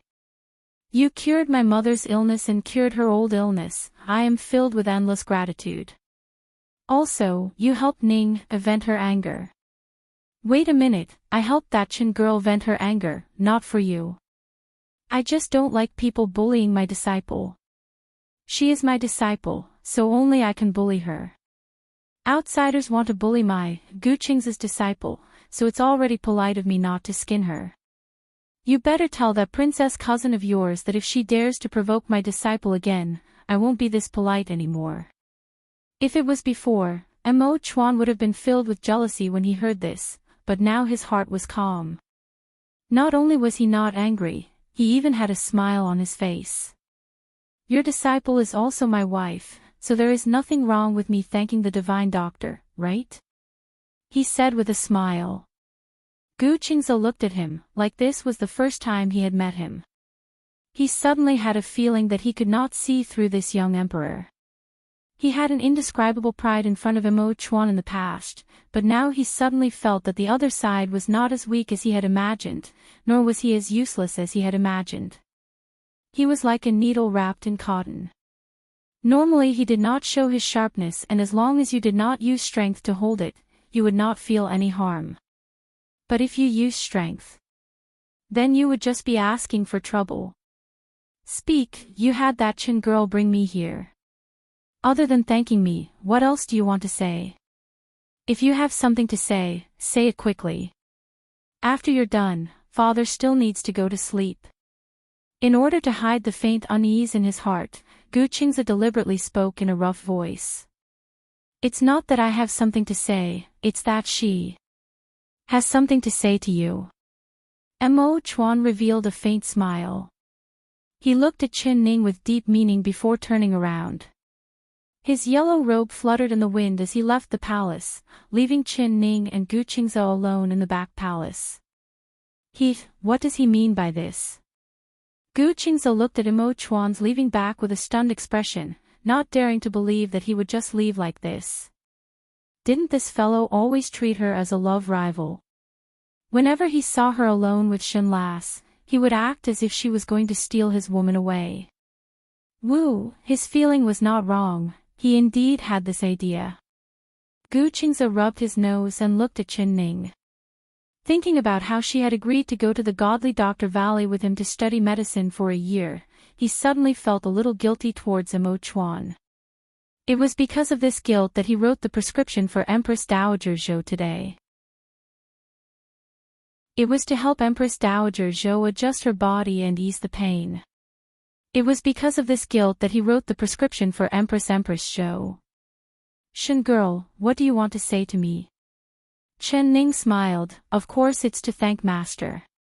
There's no need to thank me. I just can't bear to see anyone bully you. In the future, if anyone dares to find trouble with you again, just tell me. If they bully my, Gu Qingze's, disciple, do they still put me in their eyes? Chapter 14:12. Right now the news of her being accepted as the world's #1 godly doctor's disciple had spread throughout the capital. Gu Qingze's name was known throughout the world. No matter where he went, he would cause a stir. Looking at the 4 countries, he probably didn't have a single enemy. Because people ate all sorts of food, it was hard to avoid getting sick. Even if they didn't get sick, their family and relatives would get sick one day. Everyone had to beg Gu Qingze, so no one dared to offend him and no one dared to offend him. Everyone wanted to curry favor with him when they saw him. Today at the Anqing Palace Hall, he was like the moon surrounded by the stars, which was evident. The so-called a person's name was like a tree's shadow. Going out with the name of the godly doctor's disciple was like carrying a treasured sword. No matter where she went, she would be unimpeded and no one would dare make things difficult for her. Perhaps if this matter was passed to the Purple Heaven Pavilion, they would have to weigh the severity of this matter. She never thought that Gu Qingze would have such a deep plan for her. Understanding this point, Qin Ning's gratitude towards Gu Qingze increased by another level. Master! She called out. Her voice was a bit choked up. Even with her sharp tongue, she didn't know what words to use to express her gratitude. Because no matter what words she used, they would all become useless. Gu Qingze rolled his eyes at her. If you want to thank me, then don't say any nonsense. Hurry up and find a place for your master to sleep, I'm tired to death. He gave a large yawn after saying this. Chen Ning revealed a faint smile. She gently pushed against the wall and opened a secret door. Then she pushed Gu Qingze inside. Behind the secret door was a quiet room. It was spacious and quiet. There was a bed, a couch, a table, and a chair. There was even a pot of fragrant tea on the table. Master, you can rest here. If there's anything you need, just pull this rope and someone from the palace will come in to serve you. I'm someone from a rural village, so I'm used to being free. I don't need anyone to serve me, unlike you who were born with a golden spoon in your mouth. Everything is at your fingertips and food is at your fingertips. Your master can't enjoy this kind of fortune. Gu Qingze curled his lips and said in a sarcastic manner. Chen Ning was stunned. She felt like his words were mocking her and Imo Chuan, but thinking about it, it wasn't like it. It was more like he was mocking himself. She suddenly thought of her master's background and the rumors. If that legend was true, then her master should also be considered a golden branch in jade leaf. However, he didn't even get to see his biological father. From the day he was born, he was abandoned, and his mother committed suicide in front of his biological father's door. A few days after he was born, he was thrown into the moat when he was still an infant. If it wasn't for his great fortune, the little baby back then would have drowned long ago, and there wouldn't be the current Gu Qingze with godly medical skills. How did he manage to survive all these years? She looked at Gu Qingze with an indescribable feeling in her heart. However, she knew that Gu Qingze was proud and conceited. He had never spoken a word about his past, and she was not familiar with him to the point where she could tell him everything. Even if she asked, he wouldn't tell her a single word. What's more, everyone has their own sorrows and unspeakable emotions. Just like him, didn't he have a lot of secrets? All right. Master, you can rest now. I'll be going out first. Chapter 14:13. Master, this item will be returned to its owner, she said with a smile. Gu Qingze looked down and his brows knit together. Snow silk clothes. What do you mean by this? The snow silk clothes are master's treasure. I don't want this good treasure to fall into the hands of that bad princess. Chen Ning smiled as she blinked her eyes. Gu Qingze gave a snort and looked at Chen Ning. What, you don't plan on burning it? Chen Ning's face couldn't help turning a little red. She never thought that her subtle thoughts would be seen through by Gu Qingze. However, she didn't care about it and simply admitted, yes, I originally wanted to burn it. When I saw that master actually gave the snow silk robe that you gave to me to that bad princess, I was really angry. I was angry that I had a fake master who didn't give such a good thing to my disciple but to my disciple's enemy. Later, I saw such a wonderful play and realized master's ingenious design, so of course, I wasn't angry at master. It's just that I couldn't bear to see such a good thing being taken away by that bad princess, so I took it back from her and returned it to its original owner. Master, keep it safe. If you give it away again, your disciple might not be able to take it back for you. Gu Qingze stared at her. You little girl, do you think I don't know what you're planning? Things that are given out are like water that has been thrown out. How can you take it back? Not to mention that this is the reward you received from the Zhao Rong princess. It wasn't given to you by me. It has nothing to do with me at all. If you don't like it being worn by someone, then you can just burn it. He threw the clothes back into Chen Ning's arms, not even looking at it. Chen Ning stuck out her tongue and said with a smile, Master, tell your disciple, does that bad princess really have psoriasis? I've never heard of this disease before. Could it be that master did something to this clothes? Gu Qingze turned the mechanism and turned the chair into a couch. Then he comfortably laid down and softly said, You already know the answer. The world only knows that Master's medical skills are amazing, but I never thought that Master's methods of treating people would be even more amazing. I really can't compare. Master, what did you put on the clothes? How did the Heartwarming princess stop itching after rubbing against the old locust tree? Did Master also do something to the tree? Chen-Ning asked the question she had been suppressing in her heart for a long time. Gu Qingze closed his eyes. It's not anything amazing, it's just some itching powder. I didn't do anything to the tree. The old locust tree's bark has the effect of relieving itching. I didn't lie to her about this. Then her body will be covered in rashes, fish scales, and her scales and her skin will slowly rot. Is that true? Of it. Gu Qingze said without any hesitation. Chen-Ning revealed a smile. I never thought that Master's ability to deceive people would be #1 in the world. Even I almost believed your words. Zhao said, Chen said, Chen, you Chen Li's back. The prescription you gave to that Zhao Rong Junju, snake slew, gold thread, you made it sound so real. That gold thread is extremely bitter, and the snake slew is salty and fishy. It must have been hard on her to have her eat these two things for a month. Chapter 14:14. Gu Qingze found this funny and angry. Heartwarming princess offending you is really unlucky. She shouldn't have done this. She shouldn't have been blind and offended my master's disciple.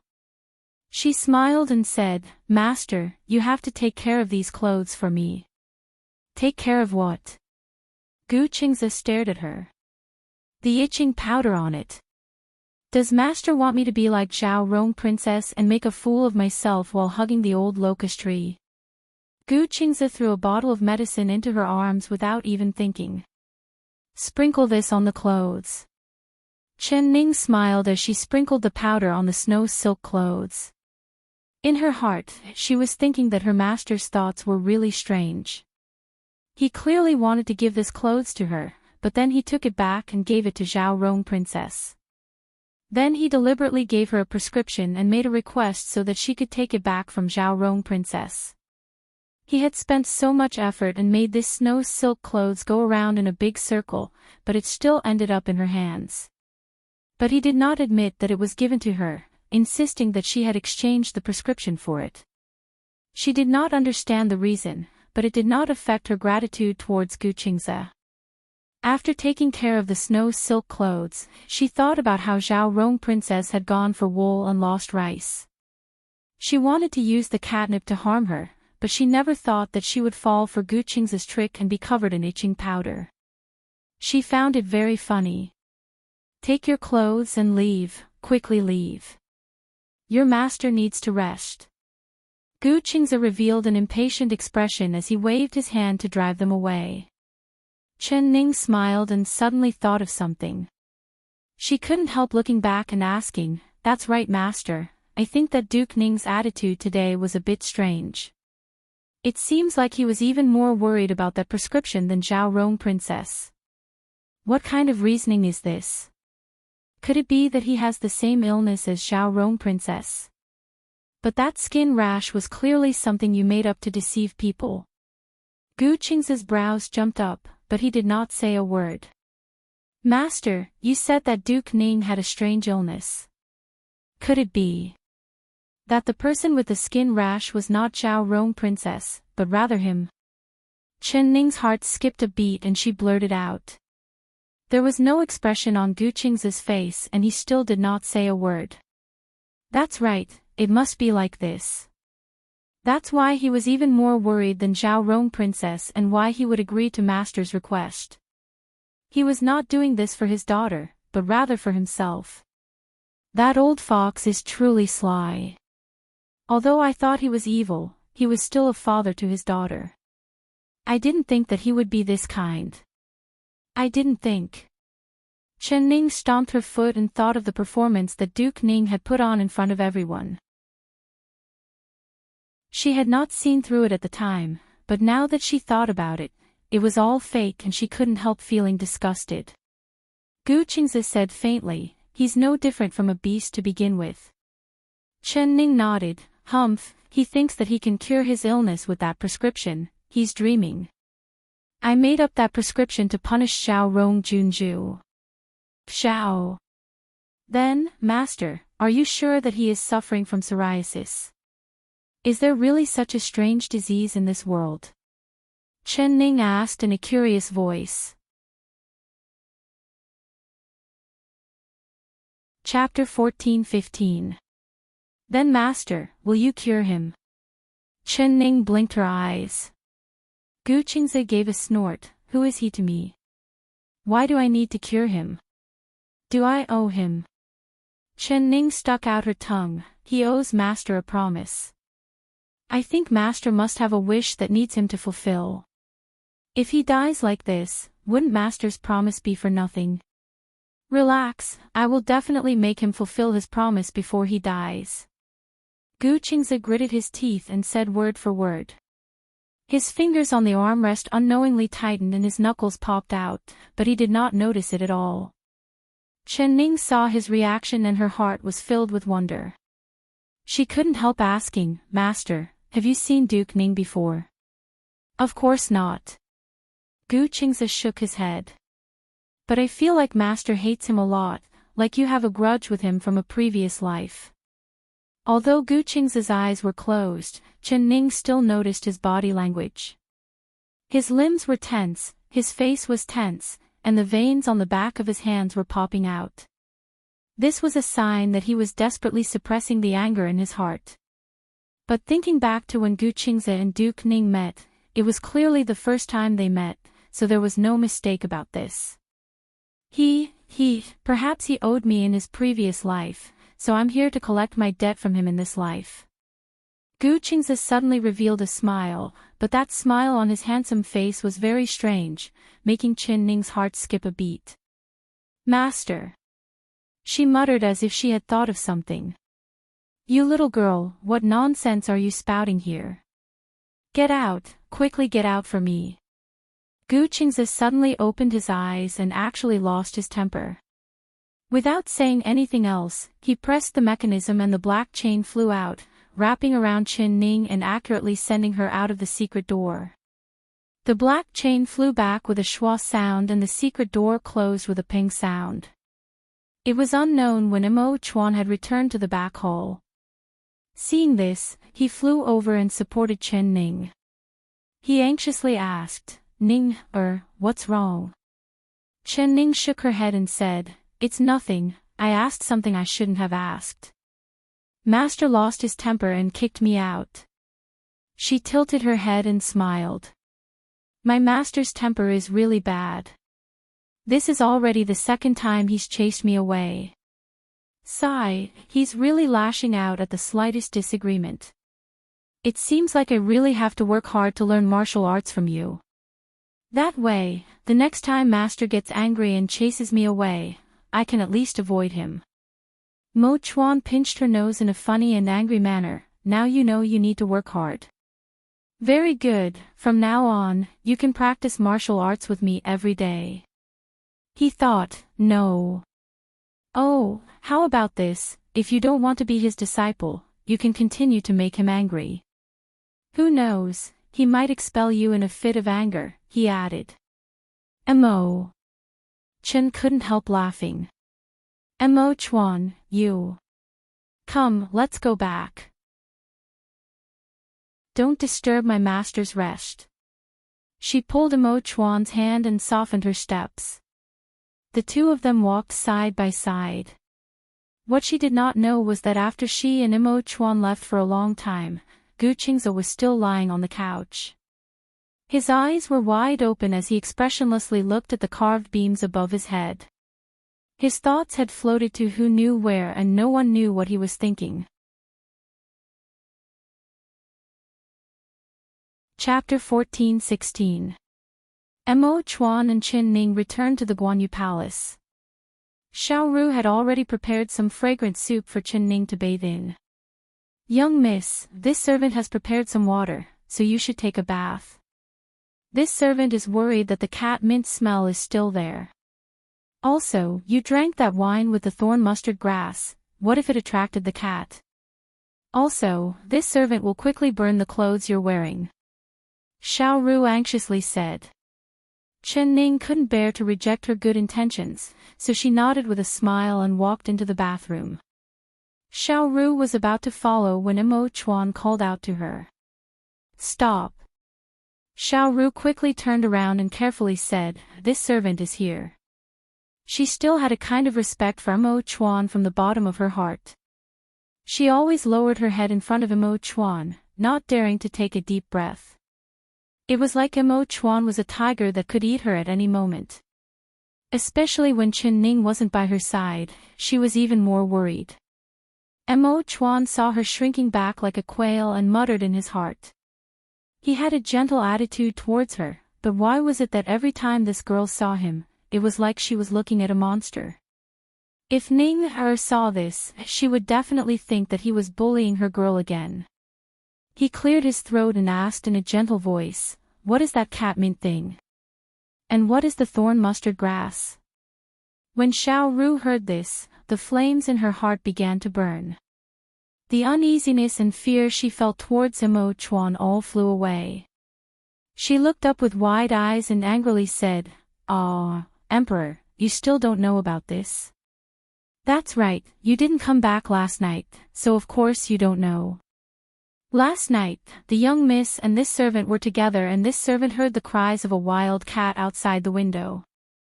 It was a very strange cry and this servant was very afraid. The young miss comforted this servant that it was fine and that cats were normal in spring, but this servant's heart was very anxious. When this servant opened the suitcase this morning to pick out clothes for the young miss, I found a brand new, beautiful dress like the moon. A dress like the moon.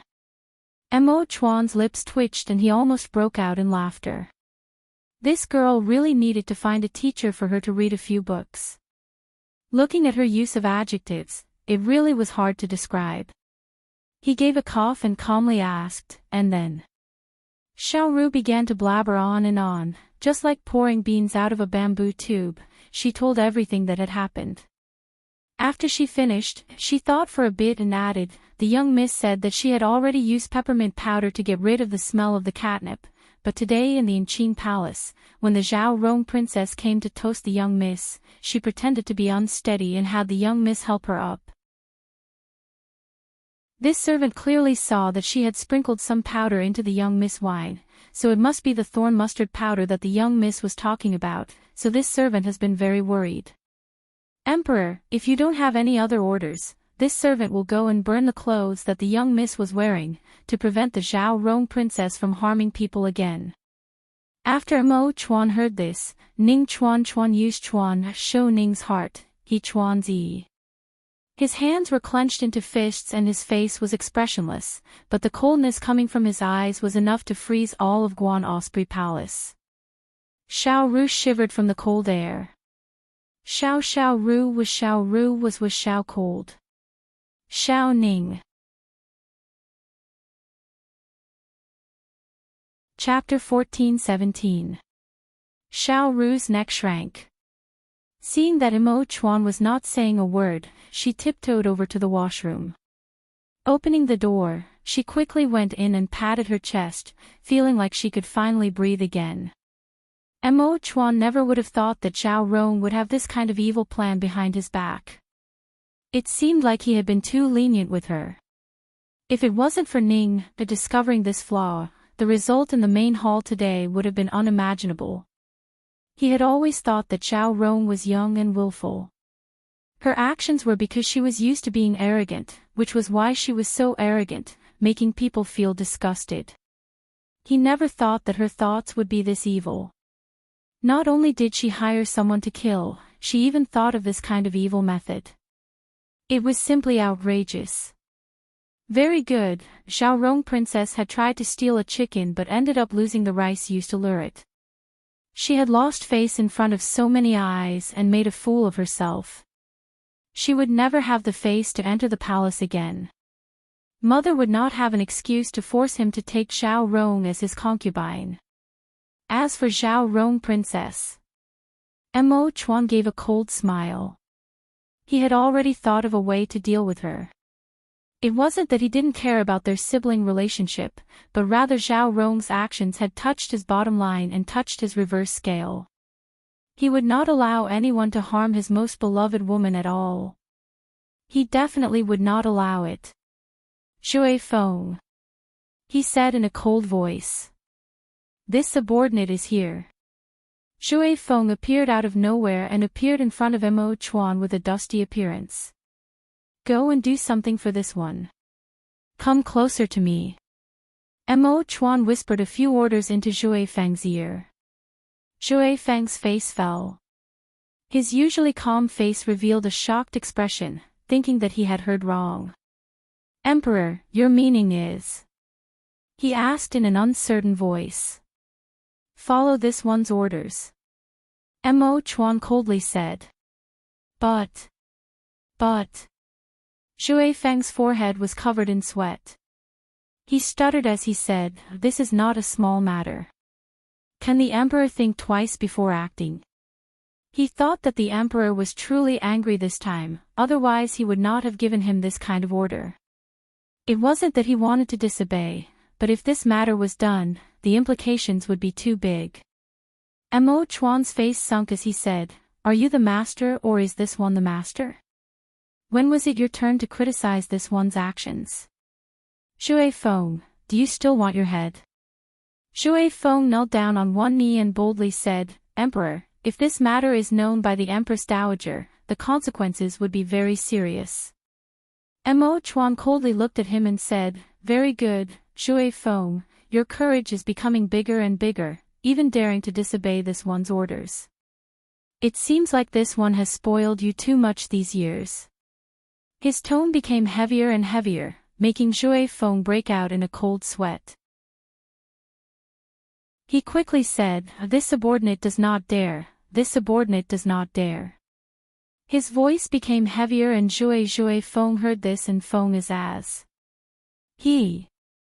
Shui Feng's back was covered in a cold sweat.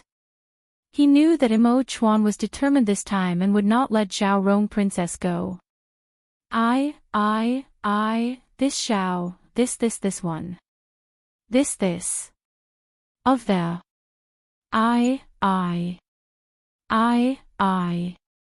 The habit of being a secret guard for many years was that he had to listen to his master's orders.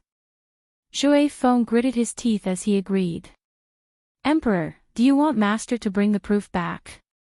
He asked in a trembling voice. Chapter 14:18. Shui Feng's body couldn't help trembling. Mo Chuan paused and then said, for the sake of Duke Ning and her dead mother, you have to act quickly, don't let her feel any pain. Also, leave her corpse intact. This matter must be done in secret, you can't let anyone know that it was you who did it and you can't let anyone see your whereabouts. If the Empress Dowager hears this one will hold you responsible. His voice was very strict. Yes. This subordinate understands. Shui Feng's face turned serious and his body swayed, disappearing without a trace. Mo Chuan looked in the direction Shui Feng left in and a complicated look flashed on his face. His heart was filled with guilt towards Empress Dowager Zhou. But he definitely could not continue to tolerate Zhao Rong. In fact, he had already given Zhao Rong several chances, but Zhao Rong did not change at all. Rather she became even worse, becoming even more ruthless.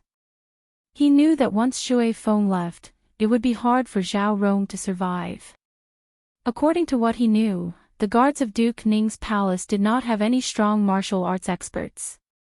With Shui Feng's skills, it would be easy for him to avoid the guards of Duke Ning's palace and Zhao Rong's martial arts were not worth mentioning. He was not worried that Shui Feng would not be able to complete his mission, but rather that Empress Dowager Zhou would not be too sad after hearing this news. It was a good thing that Gu Qingzhou was still in the palace. With him taking care of his mother's body, he could be assured. Mo Chuan was silently thinking when he suddenly heard Qin Ning's voice from behind him. What are you thinking about? Why are you so lost in thought? He turned around and saw that her crow feather hair was still wet, making her face look like a snow-white lotus that had just come out of the water. It was crystal clear and her translucent skin had a faint jade-like luster as she looked at him in thought. He was lost in thought and did not even notice when she came out. Mo Chuan smiled as he came forward to grab her hand. Why didn't you dry your hair before coming out? It's easy for you to catch a cold like this. Chen Ning did not reply. Her black and white eyes looked at him without blinking, making his heart skip a beat. What are your eyes staring so wide for? Come, I'll carry you back to your room. He pretended to casually reach out and picked her up, walking to their room with large steps. After entering the room, he walked in front of the bed and gently placed her down on the soft bed. Xiao Ru had already made the bed very thick and soft. There was a red embroidered quilt on it that was embroidered with mandarin ducks. The embroidery was very exquisite, making the mandarin ducks look very lifelike. Mo Chuan never liked red, always feeling that this color was gaudy and vulgar. He also felt that pictures of mandarin ducks were vulgar, but he didn't know why. Under the light of the candlelight, he felt that this red mandarin duck brocade was filled with an indescribable joy, making his mood brighten up. Xiao Xiao is really becoming more and more considerate. Ning Ning's Feng's heart. Xiao Ru Xiao Xiao Chen's Feng. Chen Ti and Xiao Xiao Chen Ti. Shout help but Xiao Xiao Xiao Chin T. Mo Chuan's heart skipped a beat. With a wave of his sleeve, a gust of wind flew out and the two doors closed with a bang. There were two small clusters of flames burning in his eyes. That scorching gaze almost melted her. Chapter 14:19. Mo Chuan, did you send Jue Feng to kill Zhao Rong princess? When he was prepared to lean over and kiss her, Chen Ning suddenly spoke up. Mo Chuan's body slightly trembled, but he did not say a word. He slowly let go of her hand and a dark cloud suddenly flashed in his heart. His heart was filled with mixed feelings and he couldn't describe what he was feeling. With Zhao Rong's actions, it wouldn't be a pity even if she died 10,000 times. But when he thought of her mother and Empress Dowager Zhou's relationship and how her father Duke Ning supported Empress Dowager Zhou in the past, supporting him to ascend the throne, he was filled with contradictions. Zhao Rong's crimes were indeed unforgivable, but no matter what, considering the relationship between Empress Dowager Zhou and Duke Ning, he should give her a path to live. But for her safety, he still made his decision and gave Jue Feng a death order. Ning, this matter has nothing to do with you. Zhao Rong only has herself to blame. If she didn't keep trying to harm you, I wouldn't have thought of this.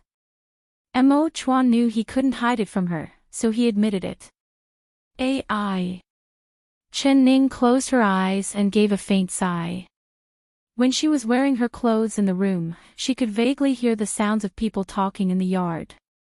So she looked out the window and saw Mo Chuan and Jue Feng talking. The two of them were speaking in low whispers, so she couldn't hear a single word. But she could see the cold look in Mo Chuan's eyes and Jue Feng's frightened expression. She was very smart and could guess most of it after thinking about it for a bit. In this kind of situation, how could she still have the heart to be intimate with Mo Chuan? Mo Chuan, when you gave Jue Feng this order, did you think of the consequences? She looked up and looked at Mo Chuan with disapproval. Consequences? I don't care about the consequences. I only know that as long as she dies, there won't be anyone chasing after you in this world and there won't be anyone who will use this kind of sinister scheme to harm you. Ning, you don't need to plead for her, you've never been this kind of woman. How Zhao Rong treats you, you know it better than me.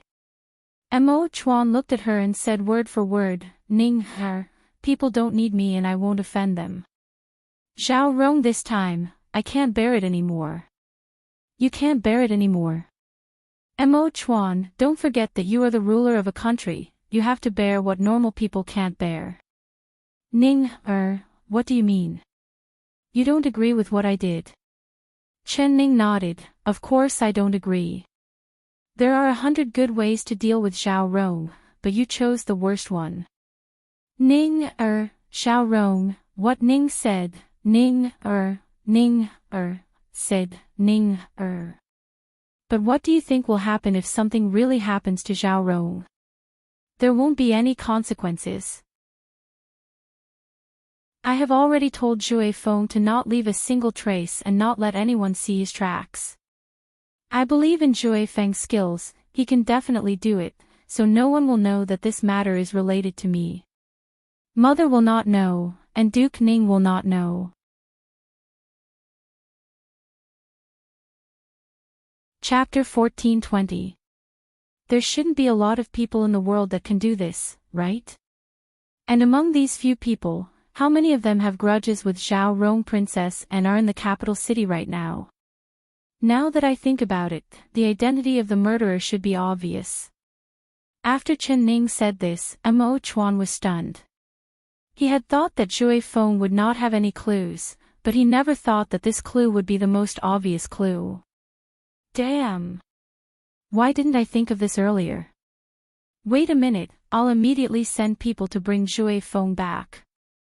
I hope it's not too late, I hope Zhui Feng hasn't made a move yet. Mo Chuan's heart skipped a beat. He suddenly stood up and prepared to summon the hidden guards. He finally realized that he had made a very serious mistake. Chen Ning was right, if Zhao Rong was really killed by Zhui Feng, the first person everyone would suspect would not be him, but rather her. Mo Chuan, don't be in a rush to summon Zhui Feng. I think Zhui Feng won't succeed and Zhao Rong should be fine. She pulled his hand. Why are you so sure? You don't know, but Zhui Feng is very familiar with the Duke Ning Palace. There are no experts in the Duke Ning Palace that can compare to Zhui Feng, so with Zhui Feng's martial arts, it would be easy for him to sneak into the Duke Ning Palace and Zhao Rong is not his match. We can't let anyone else know of this matter. I'll immediately go to the Duke Ning Palace and personally find Zhui Feng. Mo Chuan was filled with regret the more he thought about it. He was filled with anger and actually made this kind of reckless decision. He had to stop Zhui Feng before he made a move. Alright, if you're not assured, then go take a look. But I think that Zhui Feng will come to report to you soon. Chen Ning shrugged her shoulders. Ning, obediently wait for me here. I'll be back soon. Although Chen Ning said it like she was confident, Mo Chuan was still not assured. He took off his dragon robe and changed into a set of dark clothes. Then he took out a mask and put it on. His actions were very clean and in the blink of an eye, he turned from a young emperor to a cold-faced black-clothed killer. Mo Chuan, be careful. Chen Ning looked at his expressionless face with the mask on and her heart filled with warmth. His black-clothed appearance with the mask was very familiar to her. It was much more intimate than the floating dragon robe and the High Emperor. Mo Chuan nodded. He opened the window and flew to the roof, disappearing into the night in a short while. Chen Ning looked at the stars outside the window and couldn't help giving a sigh. She knew that Mo Chuan would not be in any danger this time and Zhui Feng would not harm Zhao Rong Princess, so she was confident. Because Xiao Rong Junju was a guest of Purple Cloud Pavilion, this time Xiao Ru was captured by Purple Cloud Pavilion's assassins and locked in Duke Ning's mansion. This meant that Purple Cloud Pavilion's assassins were hiding in Duke Ning's mansion. Even if that assassin was poisoned by his bone-melting pill and lost all of his power, his companions could not be underestimated. Even if they were no match for Zhui Feng, they would not be much weaker than him. If Zhui Feng wanted to be, he wouldn't be.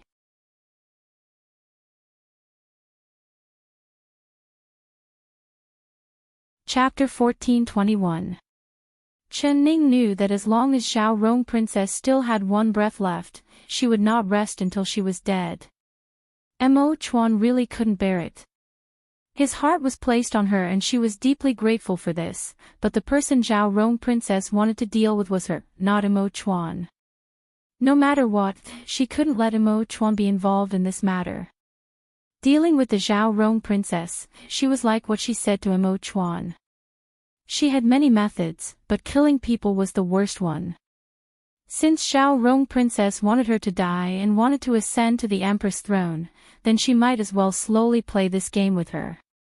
As she expected, after a while, Imo Chuan's dark-clothed figure floated down from the window like a leaf, appearing in front of her. Zhao Rong is fine.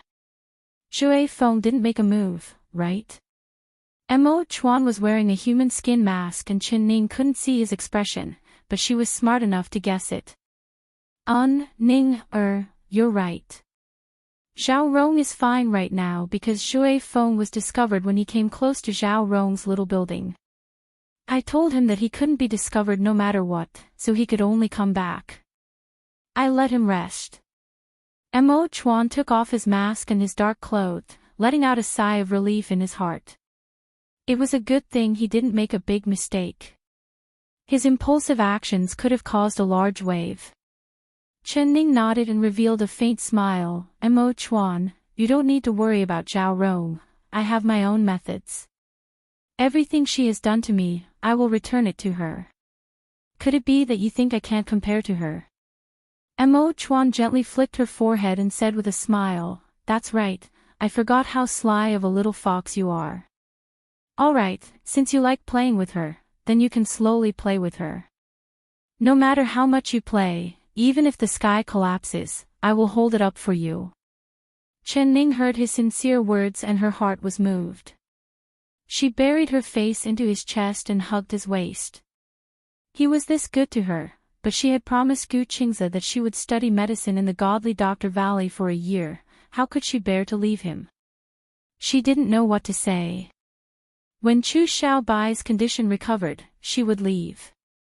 Now that Chu Xiaobai's condition was getting better every day, she didn't have much time left by his side, so she had to properly cherish the time she had with him, every minute and every moment.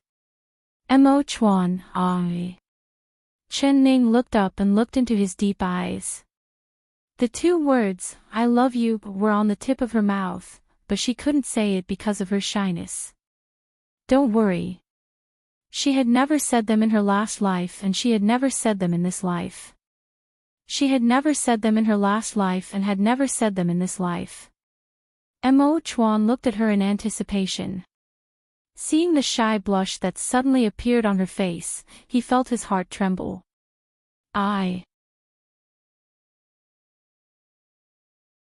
Chen Ning's lips moved, but she was too embarrassed to say anything. She gritted her teeth and steeled her heart. She thought to herself that it was better to take action than to say anything. Since she was embarrassed to say it, she would show it with action. Chen, as you want to say. As soon as Imo Chuan's voice fell, she stood on her tiptoes and wrapped her hands around his neck, using her soft lips to press against his. She took the initiative to kiss him. Her lips and tongue were gentle, like the gurgling of water. Her sweet fragrance immediately entered his heart. Chapter 14:22. The two of them kissed each other. After a long time, Imo Chuan finally reluctantly left her lips. Do you know what the consequences of doing this are? He said in a low and hoarse voice that could not be suppressed. His eyes stared right at her blushing cheeks. Of course I know. Imo Chuan, I want to give myself to you. I want to be a true husband and wife with you. She closed her eyes, not daring to look at his passionate eyes. She was afraid that if he saw it, he would not have the courage to speak. She had been married to him for so long, but with so many things happening, the two of them still had not become a true husband and wife. Tonight, she wanted to give herself to him, not leaving a single regret. Really? You won't regret it. Is the poison in your body all right? Her words made Imo Chuan's heart tremble and he was filled with joy. He had been looking forward to this moment for a long time and after waiting for so long, his wish was finally fulfilled. He did not plan on letting her go tonight, but for her to say these words, it made him want to cry. His beloved girl was wholeheartedly devoted to him, he was satisfied in this life. Regret? Chen Ning opened her eyes and looked at him with watery eyes. With a faint smile, she said, "Towards you, I will never regret it." Although her voice was soft, her tone was very firm. Mo Chuan was filled with joy as he picked her up. He did not walk on the bed, but rather he walked around the room like a child. While he was spinning, he was laughing out loud with joy. "Ha, ha, I'm too happy. Ning, you don't know how happy your words make me." A smile bloomed on his handsome face. The smile covered the corners of his eyes and his entire body was like the sun, releasing a dazzling glow. Chen Ning looked at him with a faint smile. Chen Ning looked at him with a faint smile. She had never seen him this happy before, making her heart feel like it was a sunny day. If it was possible, she really wanted him to be happy like this for the rest of his life. If it was possible, she really wanted to stay by his side forever, never leaving. The corners of her eyes unknowingly became wet. It was because of happiness, because of joy, but most of it was because she was touched. "Stop spinning in circles. If you keep spinning, I'm going to faint," she said with a smile. "All right, I won't spin anymore." Mo Chuan smiled as he gently threw her over. She felt like she was flying through the clouds and when she landed, the soft mattress under her felt like it was being gently placed on her. "Ning, I hope that every day of our lives will be as happy as today." His arms supported her face, and his handsome face was only a few inches away from hers. They could hear each other's breath, and his beautiful voice was filled with tenderness and happiness. "No." She playfully blinked her watery eyes. Mo Chuan could not help being stunned. "We will be happier every day," she whispered. "We will be happier day by day." A smile appeared on Mo Chuan's face. He gave a gentle peck on her face and his eyes were a bit dazzled as he looked at her below him. Having just taken a bath, she was only wearing a thin and soft outer garment. The slightly loosened collar revealed her snow-white skin, which made her pair of clear and bright eyes look dark and bright. Her lips were bright red, and her black hair was scattered like clouds on the side of the red pillow. Her expression was slightly lazy, like a slightly swaying drunken lotus.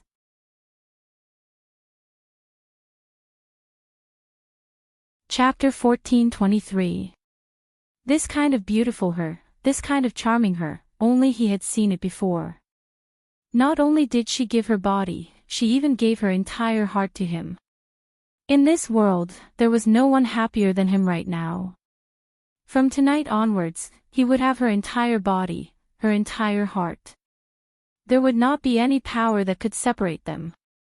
Mo Chuan took a deep breath and brushed away a strand of hair from her temple, helping her put it behind her ear. He told himself that he had to be gentle and not act like a lecher. He had to not scare her and make her feel pain. He gently undid her clothes with a gentle expression that had never been seen before. His every move was very careful, as if she was a fragile glass doll. When Chen Ning saw this, she wanted to laugh and was touched. She wasn't made of glass. How could she break just by touching it? "Mo Chuan, you're being so gentle, are you trying to tickle me?" She pretended to be angry as she stared at him and suddenly bit his ear. He had indeed made her entire body tremble. Mo Chuan's ear instantly turned hot. He looked up and there was a trace of passion in his eyes. He took a deep breath and said, "All right, this is what you said. You're not allowed to cry out in pain later." Humph, this little girl, she actually dared to bite his ear at this time. No matter what, he had to bite her back. He also bit her ear, but he didn't use any strength, but it made her feel even more itchy. "Mo Chuan, stop playing." Before she could finish, she saw Mo Chuan suddenly look up. His brows knit together as he sat up on the bed, staring right at the window. Did something happen? Chen Ning also sat up. Seeing Mo Chuan's expression, she guessed that something had happened, so she looked out the window with him. Mo Chuan said in a deep voice, "Shao Si." "What Shao Si?" As soon as Chen Ning asked this, she heard the sound of hurried footsteps outside the window. Then Shao Si's anxious voice rang out. "Emperor, this is bad. Something big has happened."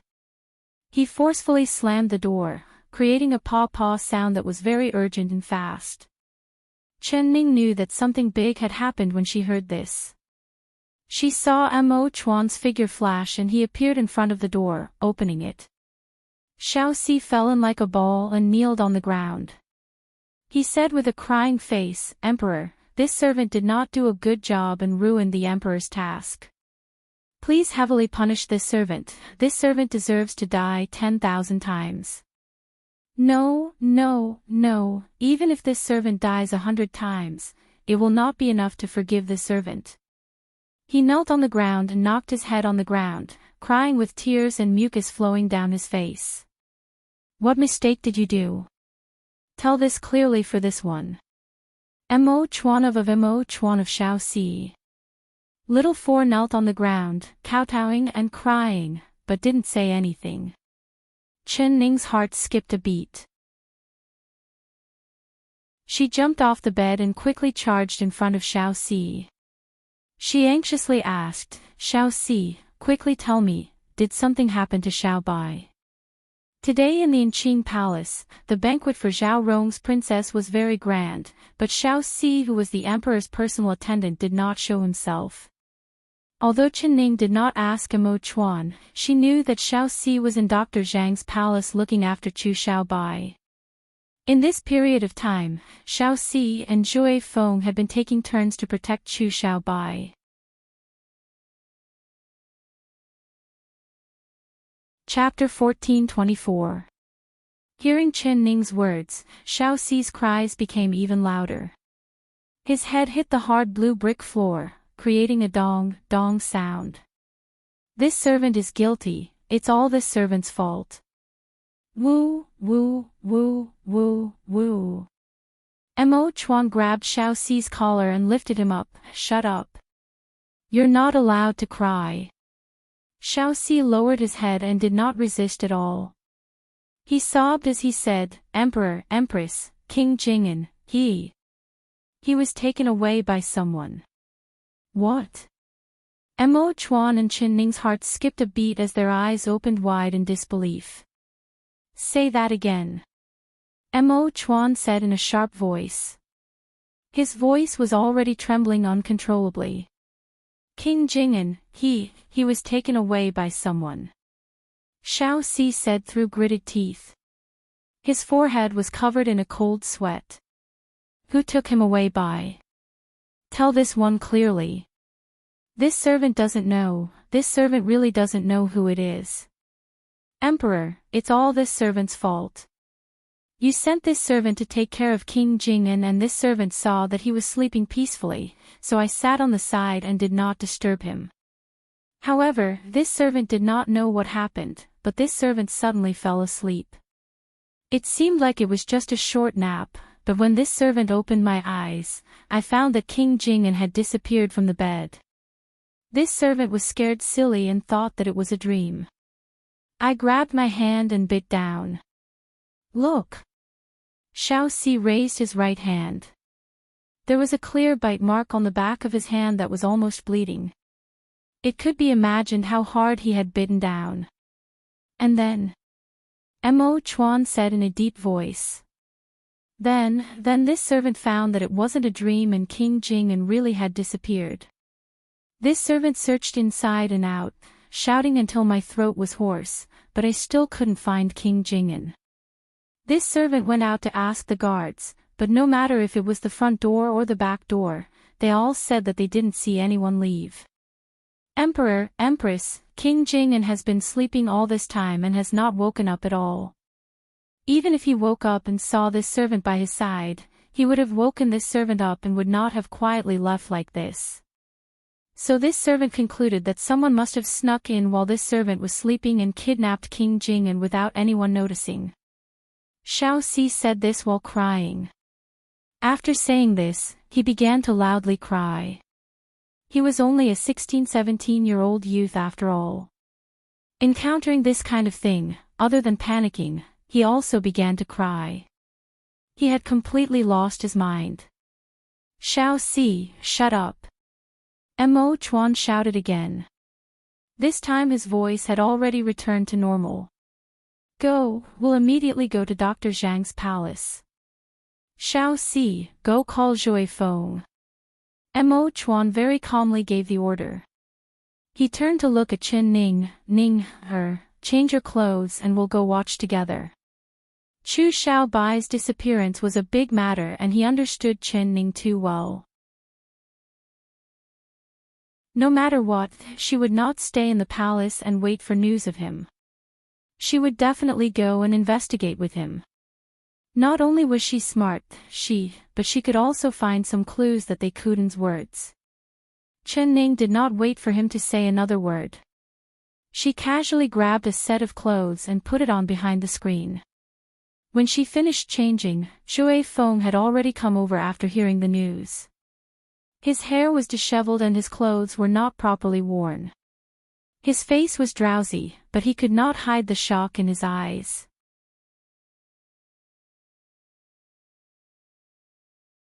Chapter 14:25. Let's go. Mo Chuan grabbed Chen Ning's belt with one hand and brought her to the roof, running in the direction of Dr. Zhang's palace. He was already wearing night clothes and he used a black cloak to cover her head and tail, blending in with the night. Xiao Si and Zhui Feng followed close behind. The group of people rushed to Dr. Zhang's palace like lightning and went straight to the back courtyard. When they entered, they saw Dr. Zhang standing in the room, holding a bowl of medicine that had just been brewed. His eyes were wide open as he looked at the empty bed, completely stunned. Where is he? Where is King Jing'an's person? Why is he missing? He muttered to himself as he rubbed his eyes. It's not a dream, I'm not dreaming, but why is King Jing'an missing? He had been brewing medicine in the pharmacy the entire time. When Xiao Si found out that Chu Xiaobai was missing, he immediately ran back to the palace to report, but he forgot to tell Dr. Zhang. So when Dr. Zhang sent the medicine in, he found that Chu Xiaobai who had been sleeping in bed was actually empty. Dr. Zhang, have you found King Jing'an? Xiao Si quickly asked. Ah, Xiao Si, you. Dr. Zhang turned around and saw Mo Chuan. His body trembled as he quickly kneeled down. This old minister greets the emperor. Greets the empress. Mo Chuan and Chen Ning did not even look at him. The two of them looked at the bed and found that Chu Xiaobai was missing. The bed he had been lying on for over a month was very clean and tidy, like no one had slept on it before. Just taking a look, Chen Ning's heart that had been hanging in the air the entire time finally relaxed. She let out a soft sigh and said, no need to worry, nothing should have happened to Xiaobai. He shouldn't have been kidnapped. You're right. Mo Chuan also nodded, agreeing with Chen Ning's opinion. His back was drenched in cold sweat, and his taut face finally relaxed a little. He wasn't kidnapped. Then why did King Jing'an disappear? He has been unconscious for several days and hasn't woken up at all. If someone didn't kidnap him, could he have left by himself? That's impossible. Xiao Si was so anxious it was like his butt was on fire. He looked at Mo Chuan in confusion and then at Chen Ning. Chen Ning calmly said, there are many times when something you think is impossible is more likely. I don't know how Chu Xiaobai disappeared, but I can only be sure of one thing. He definitely wasn't kidnapped by someone. If he was kidnapped, it would be in a situation where he was willing. Xiao Si was more confused the more he heard and he scratched his head in confusion. Empress, this servant does not understand. How could King Jing'an be so willing to be captured by others? Empress, why are you so sure that nothing happened to King Jing'an? Chen Ning walked in front of the bed and softly said, "Look, the bedding on this bed is the best evidence." Xiao Si looked in the direction of her finger, but he still didn't understand. "You careless fellow. Look at this blanket, this pillow, and this bed sheet, they are all neatly laid out. If Chu Xiaobai was taken away by the enemy, would the enemy have made the bed and folded the blanket before taking him away? Even the pillow was laid out without a single wrinkle," Chen Ning said.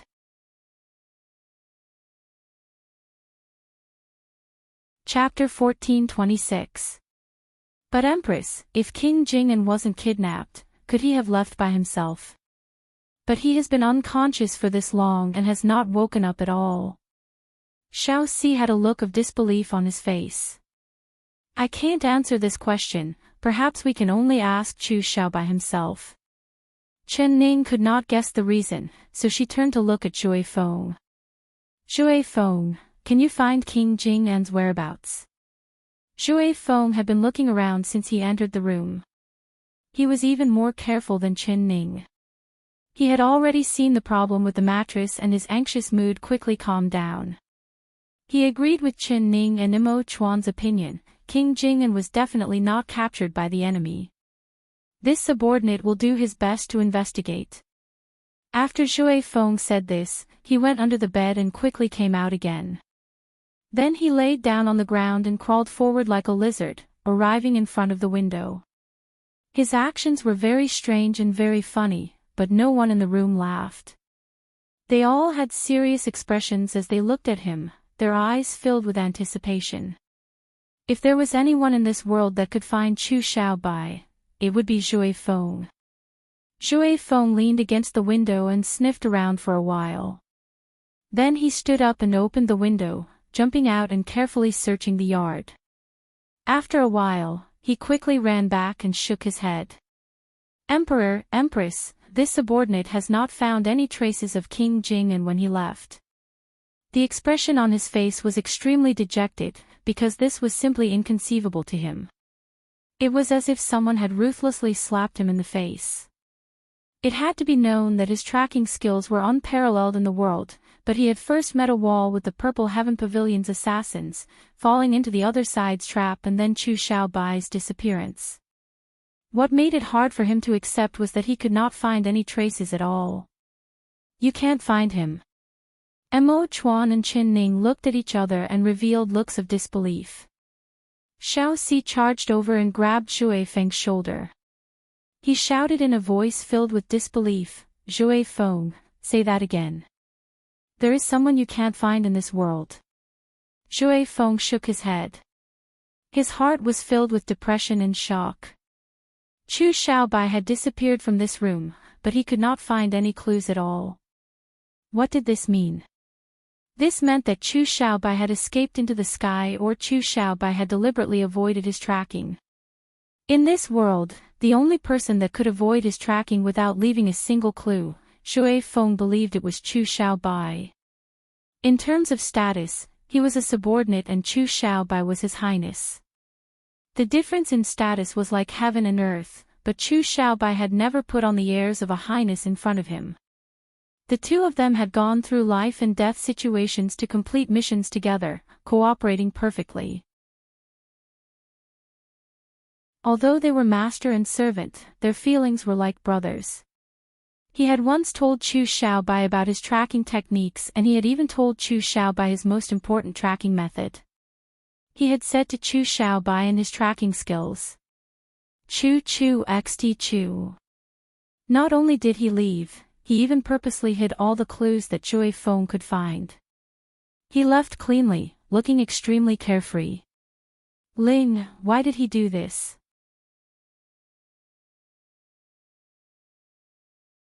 Chapter 1427. Zhui Feng knew that with his wooden brain, he wouldn't be able to think of a reason even if he broke his head. He thought about it and decided to tell Mo Chuan his guess. But before he could open his mouth, he heard a cold and serene voice coming from outside the window. "You don't need to look, Chu Xiaobai has already left." Everyone turned around in shock and saw Gu Qing's thin figure appear outside the window. He was still wearing a rough linen robe and the faint starlight shined on his body, making him look like he had walked out of the night. His eyes shone in the night, his gaze dark and deep. "Master!" Chen Ning softly called out. Gu Qingzi slowly walked out of the room in front of everyone's eyes. He walked in front of the bed and looked at the empty bed. Then he turned around and faced everyone with an indifferent expression. "Master, what do you mean by your words just now? You're saying that Xiaobai left by himself? His illness is completely cured?" Chen Ning couldn't help asking. Gu Qingzi gave a slight nod and said in a calm voice, "That's right, Chu Xiaobai's illness has been cured for a long time. He left by himself." Hearing this, Chen Ning knit her brows. "Master, I don't understand." It wasn't just her who didn't understand, everyone present revealed looks of doubt. Especially Dr. Zhang. In this period of time, he had been by Chu Xiaobai's side every night. Brewing medicine, feeding water, and feeding him, he had done everything himself. He had personally seen how Chu Xiaobai went from being a living dead person to slowly recovering, becoming healthier day by day. He had been looking forward to the day Chu Xiaobai woke up. But what he couldn't understand was that if Chu Xiaobai was really cured, why hadn't he woken up yet? There was only one possibility. His unconsciousness during this period of time was all an act. Dr. Zhang suddenly gave a shiver and a chill climbed up his back. Chen Ning also thought of this and her voice slightly trembled. "Master, your meaning is that Xiaobai has been unconscious all this time, but he has already woken up and his illness has been cured, but he has been pretending to be unconscious all this time, right?" Hearing her words, Xiao Si and Zhui Feng both gave a cold sigh and their eyes popped out. "What? Acting? Empress, you're saying that King Jing lied to all of us. But why would he do this?" The two of them asked at the same time. Chen Ning did not reply and just looked at Gu Qingzi. "Master, you already knew that he was pretending, right? Why didn't you tell me?" "Why?" Gu Qingzi said indifferently, "It's not too late for you to know now." Chen Ning stomped her feet, almost suspecting that the person in front of her was a fake master. How could there be a more infuriating master than him? "Good, very good. Gu Qingzi, you even lied to your disciple. Are you still my master or not?"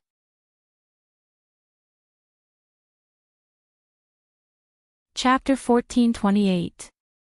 According to my guess, he must not be willing to wake up to face someone or something, so he would rather lie in bed like this, pretending to be unconscious. Speaking of this, I really admire his perseverance. After all these years, he didn't even open his eyes once. Just based on this point, it is something no one else can do.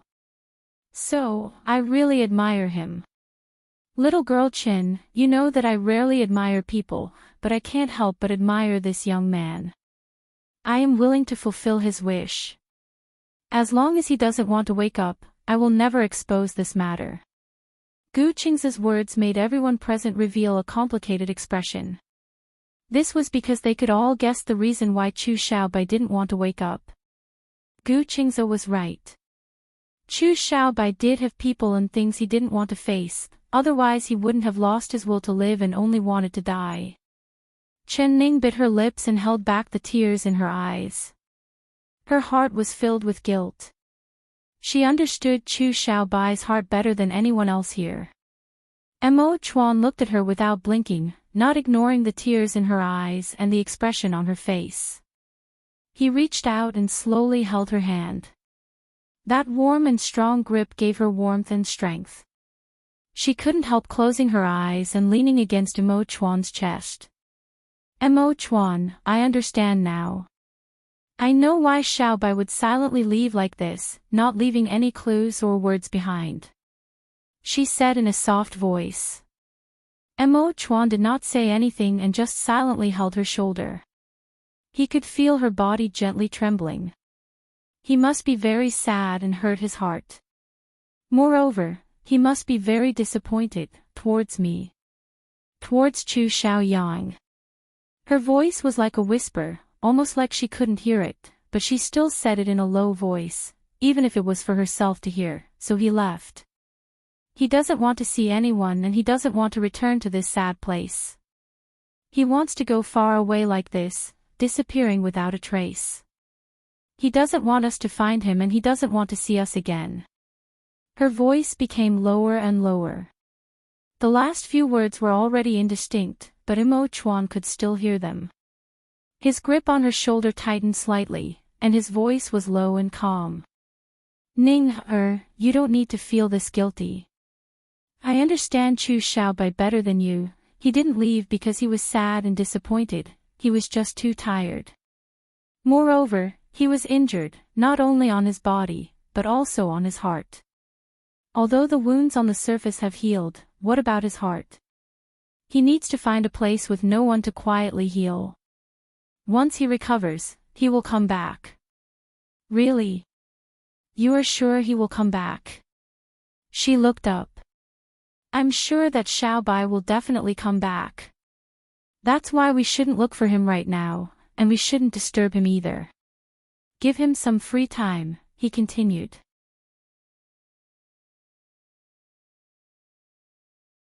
Chapter 1429. The people in the room did not say anything. They looked at the neatly made bed and their hearts were filled with emotions. Over the past month, they had been guarding this bed every day, taking care of the dying Chu Xiaobai. Seeing him getting better day by day, everyone was waiting for the moment he would wake up and open his eyes. But no one thought that there would be a day when someone would leave and the bed would be empty. Just like that, he floated into the distance and disappeared without leaving a single word. Everyone stared at the empty bed in a daze. After a long time, Gu Qingzhou was the first to speak. He's already left, so what are you all still standing here for? Go back to where you came from. Chen girl, I have finished what I promised you, so you can't go back on what you promised me. In 3 days, I'll wait for your reply. After he said this, he left the room without looking back. These words woke everyone up from their dreams. The people in the room looked at each other and felt that his words were very reasonable. Chu Xiaobai had already left, so weren't they just being stupid by staying here? Mo Chuan looked at Dr. Zhang and said in a warm voice, "It's been hard on you to take care of Xiaobai during this period of time. This one will give you a month of leave, so you can have a good rest in the palace." Dr. Zhang gratefully kneeled down. "Many thanks, Emperor. This old minister has not worked hard. This old minister has learned a lot from the divine Dr. Gu, and the one who has benefited the most should be this old minister." Mo Chuan nodded. He pulled Chen Ning's hand and turned to leave. When the two of them returned to the palace, the sky was still not bright. It was the darkest time before dawn. Mo Chuan brought her back to the Guanyu Palace without anyone noticing. The guards around the palace did not know that the two of them had left. When they arrived at the door of the palace, the two of them stopped at the same time. Chen Ning looked at the slender figure curled up in front of the door in a daze. Her eyes were filled with disbelief. She softly called out, "Xiaoru." "Young miss." Xiaoru opened her eyes in a daze. Seeing Chen Ning, her eyes instantly lit up and she happily jumped up. When she was about to say something, she suddenly saw Mo Chuan beside her. She was so scared that she swallowed the words she was about to say. "It's already this late, why aren't you sleeping in your room? Why are you sleeping here?" Chen Ning came forward and grabbed Xiaoru's hand. She felt that her hands were cold and her heart was filled with pity. Xiaoru's mouth flattened as she lowered her head and said, this servant is afraid." "Scared? What are you afraid of?" Xiaoru shrunk her neck and said, "This servant had a dream just now. I dreamed that the red-clothed demon came again. He was standing in front of me, revealing his white teeth as he grinned at me. He was like a wolf that wanted to eat people. I was scared awake, and after waking up, I didn't dare go back to sleep. So this servant came to the young miss door to guard. As long as the young miss was inside, this servant felt safe and wasn't afraid at all. Young miss, can you not chase me away? I'll sleep at the door and definitely won't disturb you, Anne. His Majesty. She trembled as she spoke, not daring to look at Imo Chuan. Chen Ning held her ice-cold hand and touched her face. It was also ice-cold. She was filled with pain and anger and couldn't help cursing the red-clothed thousand-faced young master in her heart. He really was a bastard that wouldn't leave. He actually came to Xiao Ru's dream to scare her.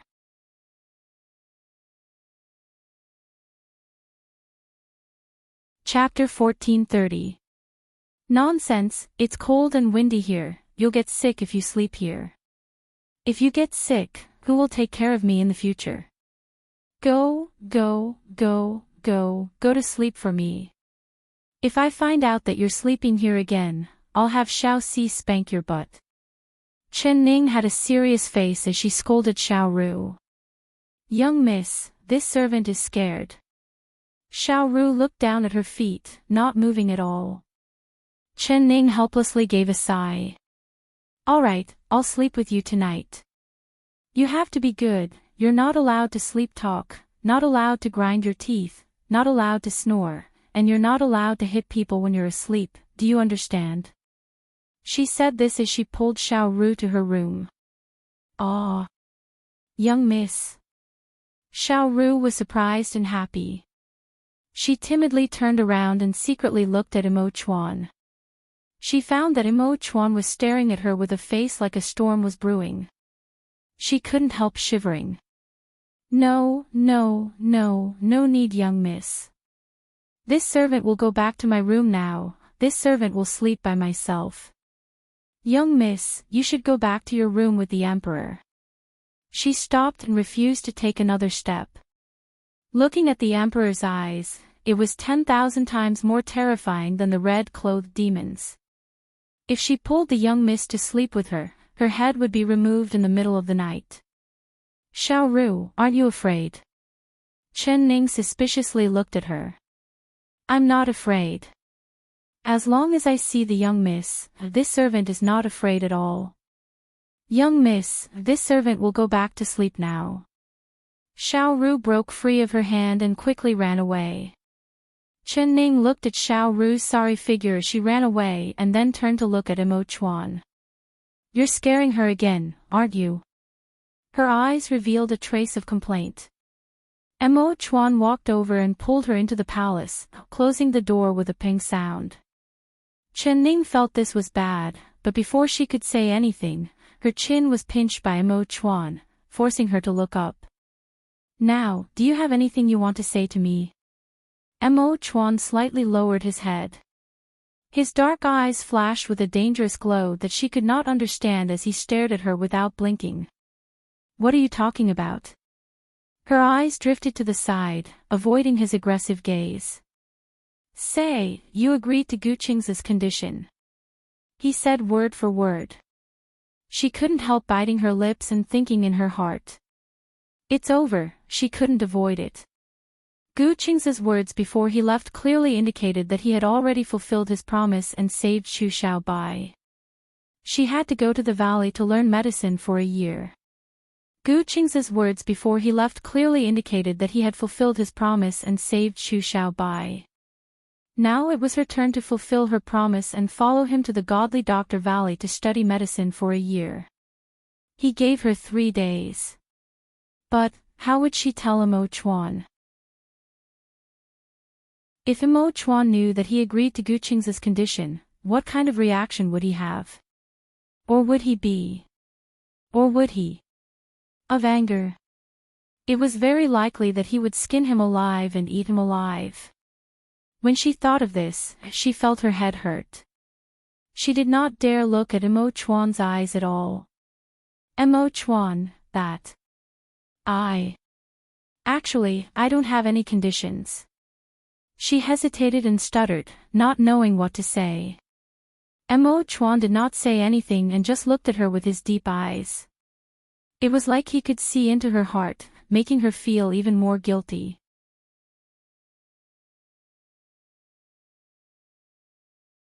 Chapter 1431. Chen Ning steeled her heart and took a breath before saying, "All right, I'll tell you. I promised my master that as long as he cured Chu Xiaobai, I'll go with him to the godly Dr. Valley and learn medicine for a year. I also promised him that I'll help him win a competition." After she said this, she closed her eyes and opened them again, waiting for Mo Chuan to explode like a storm. Who would have thought that Mo Chuan's expression would be as calm as usual, not showing the excitement she imagined? There was only a strange glow that flashed in his dark eyes. "Are you done? Is that the condition?" Mo Chuan calmly said. "I'm done, that's the condition." She firmly nodded. Not knowing why, she felt like Mo Chuan had let out a sigh of relief. His taut face instantly relaxed and his sharp and cold eyes became gentle. He loosened his grip on her chin and stroked her chin. His voice became softer. "Go to the godly Dr. Valley to learn medicine for a year, he asked in a soft voice. "Yes." She nodded and looked into his eyes with a deep apologetic look. "I'm very sorry, Mo Chuan. I should have told you earlier, but I really didn't know how to say it. I was worried that after you knew, you would." She bit her lips and didn't continue. "You're worried that I'll eat you when I'm angry. Isn't that right?" Mo Chuan said in a soft voice, but there was a faint smile in his eyes. Very good, this girl still knew to be afraid. She also knew that he would be angry. At least she didn't let down his feelings for her. "Mo Chuan, I know you won't be happy hearing this news, but I've already promised my master that I'll only go for a year, just a year. I'll definitely come back after a year, all right?" Her voice was soft and her eyes were soft. "All right." Mo Chuan replied without any hesitation. This time it was Chen Ning's turn to be stunned. "Mo Chuan, what did you just say?" she asked in an uncertain voice, thinking that she had heard wrong. "I said, I'll agree." "Really? I am the Son of Heaven and the words the Son of Heaven says are like gold. Are you afraid I'll go back on my word?" Mo Chuan looked at her. But why did you suddenly become so easy to talk to?" She opened her eyes in disbelief, suspecting that the person in front of her was a fake Mo Chuan. "Humph. In your eyes, am I a tyrant?" Mo Chuan pretended to be angry and turned his hand over, then he slapped her butt. "If you dare act on your own next time, it won't be just your butt, remember?" "I'll remember it, I'll remember it. There won't be a next time." She stuck out her tongue guiltily and smiled. She stuck her tongue out and revealed a smile on her face. This time she had acted first and asked later. She thought that Mo Chuan would fly into a rage, but she never thought that he would happily agree. It seemed like she didn't understand him that well, his heart was deeper than the sea. "Very good, now obediently go to bed for me." It was rare to see her obedient appearance, so Mo Chuan's heart was filled with satisfaction. He stroked her hair and picked her up, walking into the room. Although it was only a dozen or so steps from the door to the inner room, he didn't want to separate from her even during these dozen or so steps. He just wanted to hug her tightly. "When are we leaving?" He suddenly remembered this important matter. Chen Ning replied without any hesitation, "In 3 days.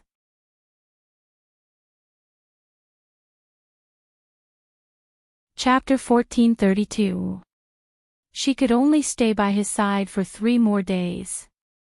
He had to properly grasp these 3 days and properly cherish them. He had to leave the most beautiful and rich color in her life, making it so that she would never forget him in her life. She would think of him every day after they parted. He wanted to fill her heart to the brim, making it so that she would never be able to accept another man's place. He had to do everything he could to treat her well. He placed her on the bed and kissed her face. Then he took a breath and stood up, beginning to take off his clothes. Chen Ning's face turned red to her ears. She understood what he wanted, but she never thought that he would be this anxious and impatient. She had already decided to give herself to him, but it was already dawn. Did he really need to do it now? Mo Chuan, you. Her face turned red as she stammered. She looked away, not daring to look at his appearance after he took off his clothes. Although she knew that his figure was very pleasing to the eye, thinking about what was going to happen next, it really made her feel very embarrassed. What about me? Mo Chuan took off his night clothes and was only wearing a crescent moon white shirt. He stood in front of the bed, looking at her shy appearance with a funny expression. How could he not know what was going on in this girl's head? But even though he wanted it, he couldn't do it now. They had plenty of time in the future, and he wasn't in a hurry. He had to make their first time as beautiful as a dream. He wasn't in such a hurry to devour her. Silly girl, your face is so red, what are you thinking about? You wouldn't think that I want you, right? He deliberately leaned down and placed his arm next to her face. He slowed down his voice and revealed a teasing look. She was already so nervous that she couldn't breathe, but when she heard his tone, her face turned even redder. She turned to look at his beautiful face that was magnified in front of her, as well as that pair of eyes looking at her with deep emotion. Her heart began to beat wildly. Mo Chuan, you're doing this on purpose. You're playing with me. She raised her fist in embarrassment and anger to hit his chest. He smiled as he let her hit his chest twice. Then he smiled as he grabbed her hand and held it in his palm. Silly girl, of course I want you, but now is not the time. The morning court is about to begin, and I have something important to do today. The Northern Qi envoy is leaving the capital today, and I have to lead the civil and military officials to send him off. Otherwise, do you think I would let you go so easily? He kissed her on the lips and reluctantly let go of her. Standing up, he picked up his court attire and began to put it on. Chen Ning let out a sigh of relief, but her face was still beating rapidly. She was secretly glad that the Northern Qi envoy had chosen today to leave the capital, otherwise it would have been difficult for her to escape Mo Chuan's clutches. She revealed a faint smile and got off the bed to help Mo Chuan fasten his jade belt. Seeing that he was dressed neatly, he had turned back into that high and mighty young son of heaven that no one could look at.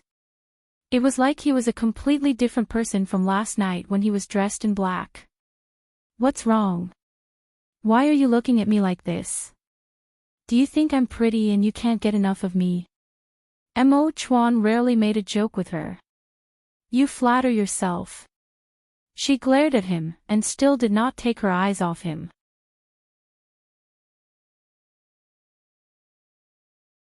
Chapter 1433. Chen Ning hesitated for a bit before finally asking.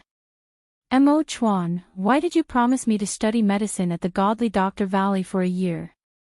Mo Chuan's hand that was stroking her hair slightly paused. Then he revealed a nonchalant smile. If I didn't agree, you wouldn't have gone. He countered with a question. No, of course not. She replied. He looked at her with a sincere expression and said, if I didn't agree, you wouldn't be happy, but you would still insist on doing what you did. Since it's like this, why wouldn't I just agree to you and make you happy? Could it be that in your heart, I'm a person that only cares about myself and doesn't care about you? Mo Chuan. She bit her lips and a warm feeling filled her heart. His words were straightforward and heartwarming, leaving her almost speechless. But, was this really what his heart was thinking? All right, silly girl, wait for me to come back if you have anything to say. I'm going to go to court now, so you should lie down and sleep. If you say another word, see how I'll deal with you when I come back. He threateningly glared at her before placing her on the bed and covering her with the blanket. She listened and closed her eyes. His lips gently fell down and he placed a light kiss on her forehead. Although it was very soft, it had an intoxicating sweetness that penetrated straight into her heart. When she opened her eyes again, she found that she was the only one left in the room. Mo Chuan had already left at an unknown time. She opened her eyes wide and looked at the top of the tent. She was in a daze, not feeling sleepy at all. How could she fall asleep? Thinking of Chu Xiaobai, her heart felt like it was being blocked by a large piece of cotton, making her feel uncomfortable. Xiaobai, Chu Xiaobai, where are you right now? Did you really leave the capital? Are you really going to leave without saying goodbye like this? She understood him too well. He was like a lonely and proud crane. He would rather be alone for the rest of his life than accept other people's pitiful gazes. Perhaps he had wanted to leave a long time ago, but he couldn't let go of the ties in his heart. Now, he had finally let it go. He once told her that he wanted to travel to all the famous mountains and rivers in the world. He wanted to see all the beautiful sceneries in the world. He even said that he wanted to take her with him and leave their footprints in every scenic spot. His words seemed like something that happened in her previous life, but when she heard it, she was inexplicably moved. Her wish was exactly the same as his. She also wanted to live a carefree and uninhibited life. She wanted to live a carefree and unfettered life. But in the end, she fell in love with Mo Chuan. It was Mo Chuan who left her behind. She was like a kite, with Mo Chuan tightly holding onto the string. No matter how far she flew, she would always be in his palm. She was willing to be tied down by him. In her eyes, this palace used to be an exquisitely crafted golden cage. She never thought that one day she would willingly move in here, not for anything else, but because he was here. Wherever he was, it was her home, her heaven. Chen Ning's lips slowly curled into a faint smile. She blinked her long eyelashes and suddenly revealed a relieved smile. Chu Xiaobai had done what she couldn't do. Chu Xiaobai had done what she couldn't do. The current Xiaobai, he should be very happy. She should also be happy because of his happiness.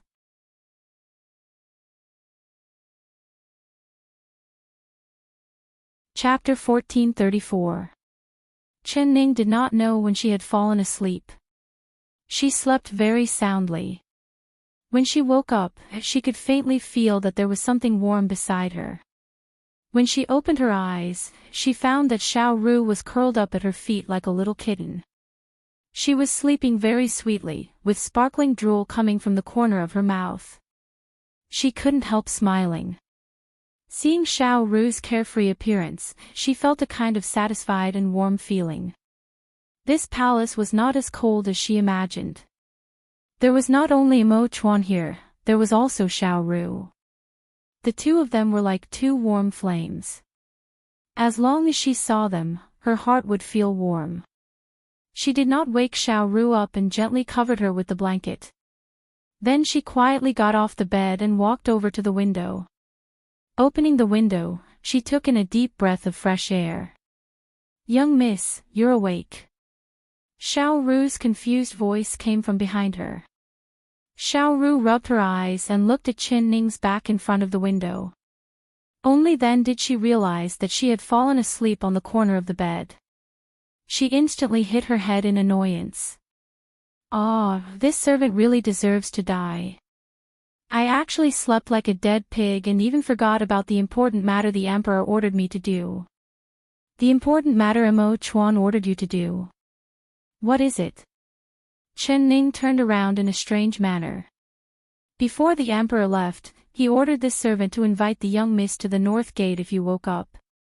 But when this servant came in and saw the young miss sleeping so soundly, this servant didn't have the heart to wake you up. I don't know why, but this servant also fell asleep. If this delays the Emperor's important matter, the Emperor will chop off this servant's head when he comes back. Go to the north gate." Chen Ning thought about it and understood. She remembered that Imo Chuan had said something before he left. He was leading the civil and military officials to send the northern Qi envoys back to the north.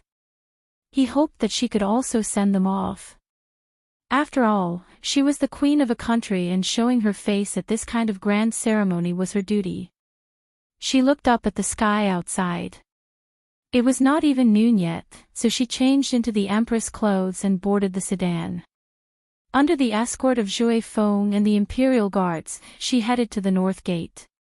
From afar, he could see the grand procession of people sending him off at the north gate tower. In order to show their respect to the northern Qi envoys, Imo Chuan personally led the civil and military officials to send them off. The soldiers of the imperial army wore resplendent armors and bright clothes, and when looked at from afar, they were like a grand and imposing long dragon that one couldn't see the end of. The northern Qi envoy looked at this scene and his heart was filled with emotions. Before he went to West Chu, he didn't put the West Chu army in his eyes, and he didn't have any respect for the young Emperor Imo Chuan. He thought that he was just a wet behind-the-ears brat who had only ascended the throne with the support of Empress Dowager Zhou. After ascending the throne, he had to pay tribute to East Qin every year. He was simply too useless. Northern Qi had always maintained a neutral position among the four countries, and was the target that the other three countries fought to befriend. Not only did they possess the black iron mine that everyone dreamed of, but they were also renowned for their skill in forging weapons. It was said that the best weaponsmithing master in the world, Qi Yanyu, was from northern Qi.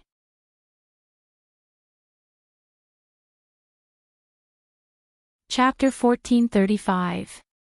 The northern Qi envoy had received orders to go to West Chu. He took the initiative to express goodwill to West Chu, selling the 5 repeating crossbow blueprint that both East Qin and South Yu coveted. However, he could not understand why the northern Qi emperor would give him such a strange mission. The importance of the quintuple crossbows blueprint and how important it was in the military, the emperor knew this better than him. If he sold this blueprint to either East Qin or South Yu, the benefits would be much greater than if he sold it to West Chu.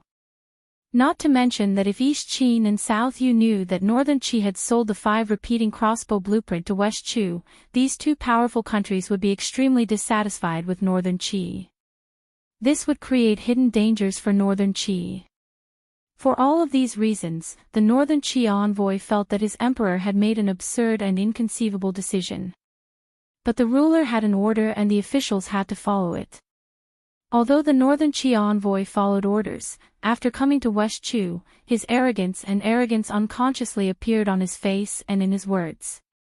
He had never imagined that he would encounter the incident of losing the quintuple crossbow blueprint, and that the blueprint had disappeared right under his nose. After investigating this matter, the final suspect had actually become him. All of the evidence pointed to him stealing what he had been guarding. This made him, who had always been high above, instantly lower his imposing manner. He became like a stray dog, losing all of his prestige. If it wasn't for the West Chu country's empress having a pair of sharp eyes, finding the map and clearing his name, he would have killed himself to prove his innocence. Therefore, after this unforeseen event, his mood had already undergone a great change. He had been looking down on the West Chu country before, but now that he looked at it, how could the West Chu country still be that weak little country in his eyes?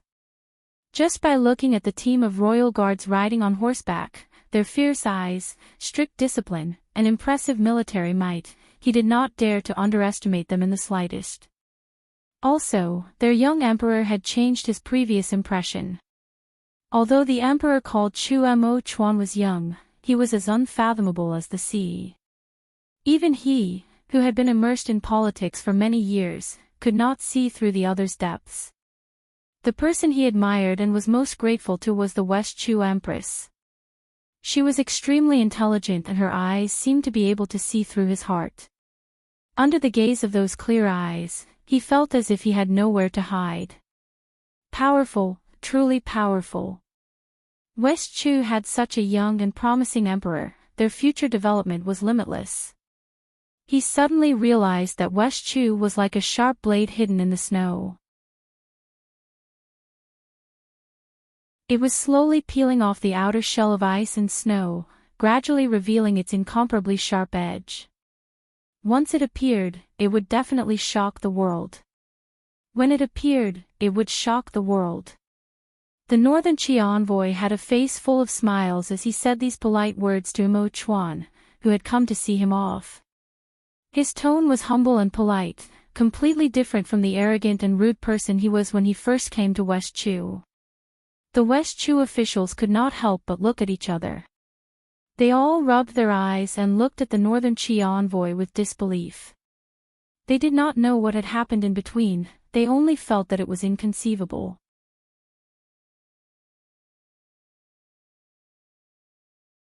Chapter 1436. What was the reason for his sudden change from arrogance to deference? Was there something about West Chu that Northern Chi was willing to bow down and curry favor with? The ministers all perked up their ears to listen to the conversation between Imo Chuan and the Northern Chi envoy. They could only hear the Northern Chi envoy's words of praise, all of which were for West Chu, making them feel as if they were floating. Imo Chuan's face did not show any expression. His expression was indifferent. No matter how much the Northern Chi envoy praised them, he only slightly raised his eyebrows. His clear eyes flashed. This made the Northern Chi envoy feel that he was even more enigmatic, and his reverence for him increased. Honorable envoy, it's getting late. The other side's repeated praises had already rubbed his ears with calluses. Imo Chuan could not help but speak up, interrupting the Northern Chi envoy, hinting that it was time for him to leave. An awkward smile appeared on the face of the Northern Chi envoy, and he glanced in the direction they had come from. Sir, are you waiting for someone? Imo Chuan asked without batting an eyelid. Yes, I hope to see the Empress before I leave and personally thank her, the Northern Chi envoy finally said. He had been waiting for Chen Ning for a long time.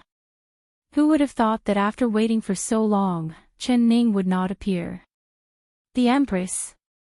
Imo Chuan muttered. He thought to himself, he had already told little Ru to tell her when Chen Ning woke up. As for when she would wake up and when she would come, even he could not say for sure. The Empress has not been feeling well these past few days, so she cannot come to see you off. I hope you do not mind. Ah, so it's like this. The Northern Chi envoy could not help but reveal a look of disappointment. He looked in the direction they had come from, and his eyes suddenly lit up. He happily said, the Empress is here. Imo Chuan looked back and saw Chen Ning's sedan chair appear in his line of sight. He could not help but curl his lips. The Northern Chi envoy did not wait for the sedan chair to come closer. He impatiently went forward to welcome it. The Empress, I have been waiting for you to appear. You have finally arrived. He stood outside the sedan chair and respectfully said. Little Ru opened the curtain and Chen Ning slowly stepped out. Her face was beautiful and graceful. When everyone saw her, they could not help but feel a deep sense of respect. The scene became completely silent. Her gentle gaze fell on the Northern Chi envoy's face. She smiled and said, Sir, you have returned. I have come to see you off, but I have come late. I hope you do not mind. No, no. The Empress is too polite. The Empress is too polite. I am honored that you have personally come to see me off. The Northern Chi envoy's face was full of joy, and his tone was sincere. This made all the West Chu ministers click their tongues. How could this guy whose eyes grew on the top of his head become so respectful and courteous when he saw the Empress? Strange, truly.